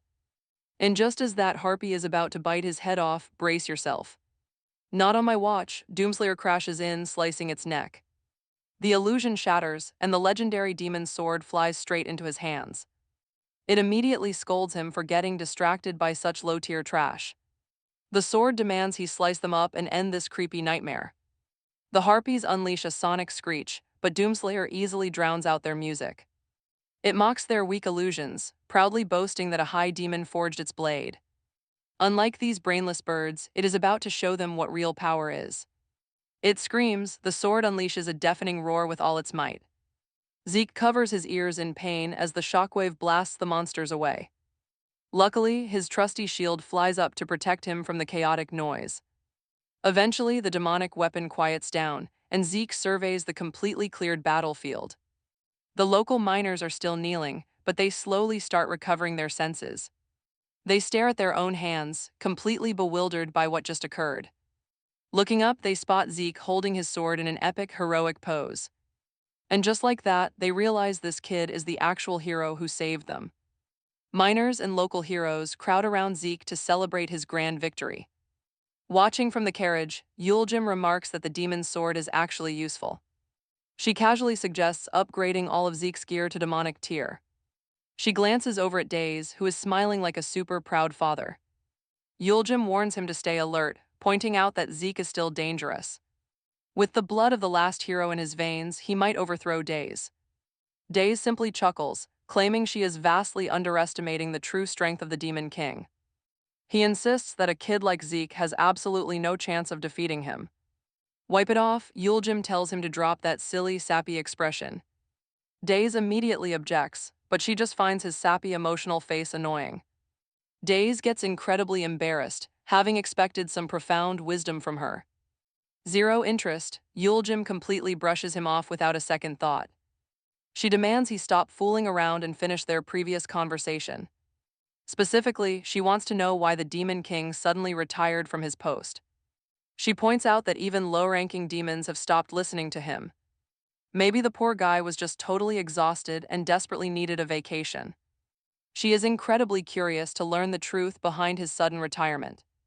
Daze sighs, mentioning that he already explained this to her once before. Yuljim snaps back, recalling how he just made a cheap excuse and ran off. Daze plays dumb, wondering if he really did something so shameless back then. He claims it is a secret anyway, finding her endless questions pretty annoying. Yuljim finally gives up, doubting his reasons would make any sense to her anyway. Still, she thanks him for the chance to chat with a real Demon King. She is left completely bewildered. What exactly was the Demon King thinking? She was always deeply curious about what his life was like back then. Yuljim admits that despite being on opposite sides, she understands him. He carries a heavy weight that feels very similar to her own. She wonders if he has those same heavy worries. She asks if his predecessor was anything like him at all. Daze shrugs it off, admitting he only spoke to the guy a few times. That all happened 80 years ago when he was nothing but a tiny baby. The previous Demon King was nothing but a faint and incredibly old-fashioned soul. Yuljim giggles at his expense, but a surprisingly soft thought suddenly hits her mind. Maybe this war would have ended sooner if his predecessors were like him. She quietly admits that she is completely exhausted by this entire war. Daze suddenly stands up inside the carriage and delivers a highly dramatic speech. He proudly declares there will be no more Demon Kings since he retired. Everyone can finally rest, but Yuljim just laughs in his face. She asks how he plans to pull off such a ridiculous narrative. She wonders what kind of scheme he is plotting at this moment. Daze has no idea what she is even talking about right now. She sighs, convinced he has an idiot virus and she caught it too. Yuljim says she is leaving, but he throws a fit for answers. But she is already steps ahead, refusing to say a single word. Since he told her nothing, she owes him absolutely nothing in return. She hesitates, wanting to say something she probably shouldn't confess just yet. This conversation was actually fun after 66,580 years. She softly confesses that talking to him was actually a pretty fun experience. The Demon King will cease to exist in 20 years, but she lives forever. Even though she has an eternity left, she will surely miss today. Days immediately locks in and tells her she is an absolute idiot. He vows that he will stay alive until the gods take down the last fire. Even when that day finally comes, he refuses to disappear from this world. He tells her to wait and see because he won't die. She will have to look at his annoying face until the end of time. Yuljim smiles, encouraging him to do just that to kill the boredom. With him around, the entire cycle of eternity might actually be pretty fun.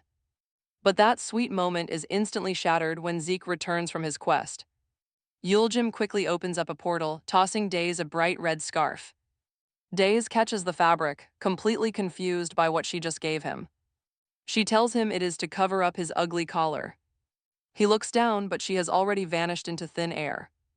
Zeke runs up to the carriage, absolutely thrilled with his 7 silver coins.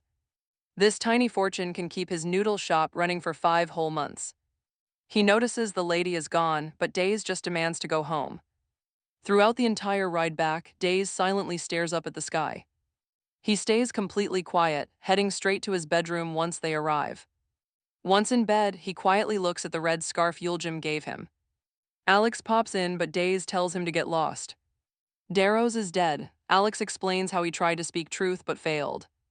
He barely spoke. He worried about being a burden to Days, then it happened.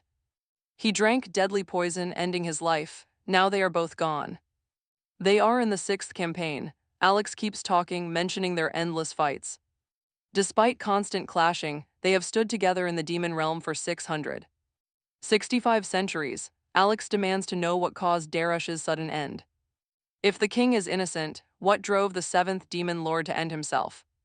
Only Days holds that level of absolute power. Hearing this, the king looks up. He tells Alex that Yuljim did not do it since she was with him. Alex scoffs. Yuljim has 10,000 active clones, which explains her unnaturally long life.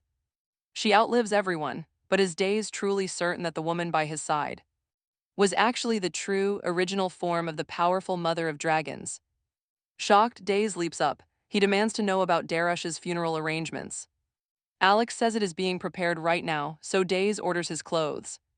In Matto, a grim city at the bottom of the world with black walls, Darush's funeral begins. Armored soldiers march through in silence. They chant a dark hymn for their dead leader, singing of his return. The demon lord born from darkness goes back to the shadows. Death is home. To them, death is a companion. Days walks ahead with the others. They carry Darush's portrait while the heavy chanting echoes through the streets. The demons promise to conquer the entire surface world using his fallen body. They vow to deliver the grand victory he died trying to secure. The chant goes on. They sing that as their long suffering flows on. They too will embrace death. Each demon swears to descend soon. They will join Darush. Soon his heavy coffin is cast into the fire. Flames quickly consume it. The demons swear that when the underground darkness vanishes, they will rise together to become part of the eternal light. Back inside the massive castle, the remaining demon lords lounge around. One of them asks if they are leaving, and the stitched-faced demon nods. Nearby, a bulky warrior complains that this situation is getting out of hand. The King of Flames and Truth, Ifrit, complains about the secrets. He wants to know what Alex is hiding from them on Days' orders. Meanwhile, Sitten quietly watches, noting that Ifrit is incredibly dissatisfied. He despises the current generation of their legendary demon king. Ifrit keeps complaining that Days wanders up to the surface every single day. No one knows his goal. Even the top duke is completely unreachable. Busy chasing the green demon lord, we only have 20 years left. The Great War is looming, and our entire command structure is a total mess. Honestly, they might not even make it to the Grand War at this rate. The entire demon realm is already on the absolute brink of total collapse. Suddenly, the twin devil and mistress of nightmares, Chantina, speaks up. She playfully suggests that perhaps Ifrit should just claim the crown himself. He could lead the war, since that is clearly what he wants. Ifrit slams his massive fist on the table, ordering her to shut up. He calls her a worthless demon who only commands filthy nightmares. Chantina just laughs, mocking his sudden childish anger because he cannot take a joke. Ifrit bursts into pure fire. Since he is the Flame King, he mocks the twins. He sneers that they are just two people greedily hogging one single seat. Choosing one and ending the other would make things much easier, he mocks. Chantina just laughs, even though she looks like two people, she is just one. Ifrit flares his heat even hotter, telling Chantina to back off and shut up. Satan steps in, telling Ifrit to cool it and just watch the show. He warns that his little pets are starting to get a bit too wild. The Serpent King Naga and the Dragon Lord Baina chime in, telling everyone to fight. Ossus, the fierce half-beast ruler of the Beasthead tribe, is totally different. He bangs his bowl down, happily grunting about how great the soup tastes. Honestly, he is way too distracted to notice the other dukes are ready to fight.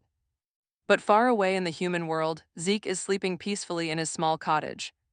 Suddenly, he blinks his eyes open and spots Deez sitting quietly on his bed. Zeke tries to sit up and say hello, but Deez gently shoves him back down. Staring at his dark outfit, Zeke asks if someone died, prompting Deez to speak. He talks about a late friend who spent all his time alone with plants. The guy barely spoke a word, and they never had a proper conversation. And yet, the quiet man was incredibly dependable in his own unique way. Deez explains that plenty of enemies wanted him dead, but he was tough. Still, despite his strength, he lost his life so easily in the end. Zeke offers his quiet condolences. Meanwhile, Deez thinks back to the scheming Yuljim. Nobody could have beaten his friend in a fair fight, someone forced his hand. Only she could corner him like that, he swears under his breath, furious. Every single clue points directly to her, he feels like an absolute fool. She just appeared out of thin air and handed him that ridiculous scarf. Zeke suggests talking things through instead of pointing fingers, repeating his father's old advice. Deez just scoffs, his friend is dead, so talking is completely off the table now. He admits he never expected to feel this way, but maybe he did care. Perhaps there was a bit of brotherly love hidden inside his heart after all. Cursing that snake Yuljim, he fumes at her nerve to touch his family. Turning back to Zeke, he warns the boy that he will be gone for a few days. During this time, Zeke needs to look after the shop and keep things running. And if he never makes it back, then the whole place belongs to Zeke. Zeke leaps out of bed, demanding to know what he means by such a dark promise. He shouts at Deez to wait, but the man simply waves and vanishes. A memory flashes back to Yuljim, explaining how she and Deez both belong to this world. She was apparently excited to see how the world's fate would unravel without him. Then she mocked his collar, telling him how ugly he looked wearing it. Covering it with the scarf she gifted him was her casual suggestion. The memory shifts to his friend's casket lowering into the roaring flames. Deez watches it sink, standing in silent grief while Alex hovers right behind him. Alex mutters that if Deez makes a move, Yuljim will finally show her true colors. He urges Deez to unleash his own true form against their enemies. Deez can already picture Yuljim's twisted smile, knowing that would only entertain her.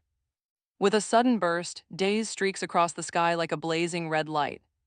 That strange energy does not go unnoticed. Many sense it, even those inside. The sanctuary of divine light, he sits on his grand throne, watching. As he mutters, disgusting, he says. Meanwhile, Deez lands right in front of Yuljim's cave, heading straight inside. He loudly calls her out, asking if she finally decided to use her scheming brain. Then Deez tears a screen like barrier apart. With his bare hands, he realizes what Yuljim was actually trying to do. It crumbles. Dozens of dragons appear, completely shocked at this sudden intrusion. Who are you? They ask, mistaking him for a random human. How did you tear through our universal barrier and cross over? Deez just smiles. Call your mother, he says, because he has private business with the old hag. Instantly, the silver dragon takes offense at his words and charges. He blasts his blue fire directly at Deez, but is shocked. Deez keeps talking, even as his borrowed human body starts to crumble. It simply cannot withstand the absolute scorching heat of dragon fire. So he decides to show his true self. Trust me, his real power is absolutely terrifying. Red energy floods the entire room, burning their eyes. Out of that blinding light, Deez emerges in his true, legendary form with obsidian limbs and massively toned abs. Bow down, he commands. I am the ultimate, unrivaled king of death. Anyone who witnesses my true form must die. Instantly, the silver dragon fires another blast, but Deez effortlessly blocks it with his wing. Then he snaps his fingers. Instantly, the massive silver dragon is cleanly split into two. The other dragons slice in half as well. He snaps his fingers again. Now they shatter into dozens of smaller pieces. One more snap, and the fragments shrink even further. Finally, Days snaps his fingers. One last time, become nothing, he commands. Immediately, the crumbled pieces of the dragons completely vanish. Days laughs at their pathetic deaths. The remaining dragons rush into the fray, screaming at each other to stop him. They charge directly at Days. He just grins. Where were you all hiding this whole? Suddenly, the sky fills with hundreds of roaring, massive dragons, all ready to strike Days down. He looks up at the circling beasts above his head and laughs. Absolutely none of you will survive to snitch to the mother of dragons, he says. Days takes a deep breath, unleashing his power. Instantly, their heads explode into nothingness. Now the sky rains down hot dragon blood. Days lifts his palm, casually admiring the aftermath of his strength. He laughs. Now Yuljim will definitely show up. Only a single dragon escapes his deadly grasp, flying away to safety, its wings and tail bleeding heavily. The wounded beast barely reaches the nesting grounds of the colony to warn them. A terrifyingly powerful intruder has breached our home, the dragon gasps. He begs the mighty elder dragon to fight off this monster for the sake of their clan and pride. He desperately explains how easily this intruder, Days, breached the barrier and slaughtered the dragon commander along with all the other warriors. Soon, a red dragon flies across the domain, alerting the elite Shadow Jade warriors. An enemy has infiltrated our sacred, peaceful lands. He roars out, we must show them the true wrath of the dragons. The Shadow Jade dragons immediately brace themselves for the oncoming, brutal battle. Seeking vengeance, the dragon turns to the White Jade clan. He begs the White Jade dragons for aid, and their commander listens. He joins the war with all his men, while Deus floats alone. Right where the slaughter first happened, the furious elder dragon confronts him. He condemns his actions as pure blasphemy, invading their sacred home. They are the noble dragon race, the ancient guardians of the divine. But Deus only laughs, calling their high and mighty pride a joke. Mocking him, Deus asks why this weak elder brother even showed up. He specifically demanded to see their mother, not some weak brother. Mentioning her name makes the elder lose his temper like a child. The massive beast lunges forward, catching Deus between his sharp teeth. They crash into the rubble below. Trapped in his jaws, Deus listens. How dare he casually waltz into their sacred territory so easily? But Deus simply kicks his giant jaws wide open, waving goodbye. His eyes flash a dangerous red as he effortlessly slips out of his grasp. He turns to the Shadow Jade commander and snaps his fingers. Instantly, the commander is ripped cleanly in half right before their eyes. The panicked dragons summon roaring lightning, hurling it directly at Deus. He calmly watches as the bolts pierce their own commander instead. Unbelievable, with a single finger, Deus lifts the massive elder dragon. He hovers the beast high in the sky and splits him to pieces. The terrified beasts shriek at the terrifying magic, calling him a demon. But Deus quickly corrects them. He is no ordinary demon. He is the Demon King. Another snap and they all shatter. Deus clenches his fist, forcing their broken pieces to mush together. They fuse into a single monstrous abomination right before the survivors. Staring at the horrific remains, Deus asks how they like his art. He proudly calls this creature the strongest dragon in the world. He mockingly asks if this makes him their new god. Terrified, the survivors scramble to flee, realizing they stand zero chance. But Deus simply points. His creation roars, firing massive lightning beams. Destructive energy blasts from its mouths as he reminds them who he is. He is the Demon King, but golden light shields them just in time. Yuljim steps into the center of the domain, coldly telling Deus to leave. The dragons weep with joy. Their mother has arrived to save them. Deus grins. Finally, the target he wanted has stepped forward. He smiles at the golden dragon, who coldly tells him to leave. She warns him not to disgrace her beloved children any further. Deus merely smiles. He is just getting warmed up with them. Yuljim warns him that he has completely lost his mind. He has turned their peaceful sanctuary into a total slaughterhouse. She stares in horror at the wretched creature. Deus uses his dark power to make the heads speak, asking what Yuljim did next. The outside world to deserve this brutal fate. Now the dragons blame her for this and scream how they hate her. Days is simply pulling the strings for his. The dragons scream for Yuljim to sacrifice herself. Instead, she unleashes her power. She disintegrates the dragon abomination entirely. Deus just laughs at her ruthlessness. The mother of dragons is bringing death to her own kind, still she bows. She pays her final respects, hoping her fallen children find peace at last. Deus mocks her prayers, claiming her god is far too distant to care. But Euljim warns him, defiling her children was a step too far. Deus counters, reminding her that she was the one who started the slaughter. Euljim is completely confused, but Deus just keeps talking about his ultimate plan. He vows to give everything to crush the mother of dragons, screaming in fury. Wait for it, a massive red energy beam surges forward as she dodges. Her previous standing spot erupts, showing Deus can easily shred her defenses. One direct hit from that monster, and she will not survive the day. Her eyes flash cold as she tells Deus to follow her to a different battlefield. Instantly, they both teleport to a bizarre space filled with golden cosmic spheres. As Deus looks around in confusion, Euljim explains they are inside her mind.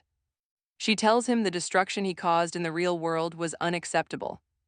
Here, he can unleash all his terrifying power without holding anything back. She urges him to end this quickly, let the strongest one leave alive. Deus smiles, loving the challenge. Meanwhile, Euljim reflects on her past actions. No demon king has ever breached her sacred nest like this before. She admits she had actually grown soft, feeling a connection to him. After living for so long, she believed she was wise and mature. But this sudden invasion proves she is still acting like a child. She realizes she has no right to play God to these dragons. Deus mocks her sad expression, laughing at how she plays the victim. He asks who is next on her hit list, leaving Euljim completely bewildered. She questions what he means, but Deus charges his power, refusing to believe her. Calling her a liar, he claims he is too smart to fall for her tricks again. He launches a deadly strike, yelling for her to drop dead right here. Euljim readies her counter, accepting that dragons and demons will always be enemies. She taunts him, preparing to face the power of the 666th demon. Deus throws relentless attacks, but somehow gets trapped in her glowing web. She summons the powerful True Jade Orb and targets his helpless, bound form. Deus shatters the trap, grumbling about how incredibly annoying her techniques are. Watching closely, it is clear this guy has completely lost his mind. Complaining that she is a massive pain, he relies on cheap tricks. He swears to finish her off in one strike, activating his terrifying soul suppression. Thick purple smoke swirls around Euljim, but she quickly counters. Unleashing her true jade martial arts, golden energy neutralizes his dark magic. The storm rages on, hurting Euljim, who admits this demon king is incredibly strong. However, he is still not enough, and she charges directly at Deus. She is driven by the pure belief that light always conquers darkness. Glowing light erupts from her hand, but Deus simply laughs at her desperation. He mocks the helplessness of the dragon mother, raising his demon blades. A simple slash from his demon blades will rot her soul, ending her life. Approaching Storm, he notices how close she's gotten, realizing that the title of God is no joke, not even for dragons. Deus activates his lethal powers again. As dozens of skulls float around him, Euljim realizes she's far too close to him. Now and there is no escape. The resulting blast even shakes the domain of the dragons because of its sheer scale. They wait anxiously for the smoke to clear too. See what happened? Deus stands tall, holding nothing but Euljim's severed arm in his hand, showing the dragons how weak they truly are. The beasts scream out their mother's name. Deus looks back with cold hatred, reminding them that absolutely no one is allowed to touch his kin. He casually tosses the arm and a dragon reaches out to catch it in its jaws. Deus clears the barrier with his palm as he prepares to leave. One of the dragons roars out a dark vow that they will never forget this day, not for the next 100 centuries, until the Creator calls this world back. They swear they will never forget this. Shame, the absolute humiliation they felt today, will be passed down to their children and all future descendants. They will curse the entire demon race for all eternity. Deus looks back at the shouting dragons and tells them to go do whatever they want. With that, he exits their domain and flies back down, landing on the ground right next to Alex. After receiving a warm greeting, he reveals that he avenged Darush. Alex is shocked, wondering why Deus went to such extreme lengths. Especially after abandoning the demon realm, he starts to hope for the return of his demon king, but Deus quickly reminds him that his days in the demon realm are Over, he threw away his duty and the fate they placed on him long ago. From now on, he is playing solo. He looks up at the glowing moon, frustrated. Sighing as Alex stands in silence, completely unsure of what to say. Alex tries to call his name, but Days cuts him off. He only avenged Darish. Because they were family, there is nothing more to it, he casually tells Alex. That he's heading back to Zoro's castle, prompting Alex to desperately beg him to stay. Zoro's castle isn't his home, reminding him that the dragons are now their sworn enemies. And this upcoming Great War will not be an easy victory. They will definitely unleash everything to destroy the demon race, but Days simply tells him that he doesn't care, he is not their 666th king. So they can fight this war themselves. Next, Alex tries to guilt trip him.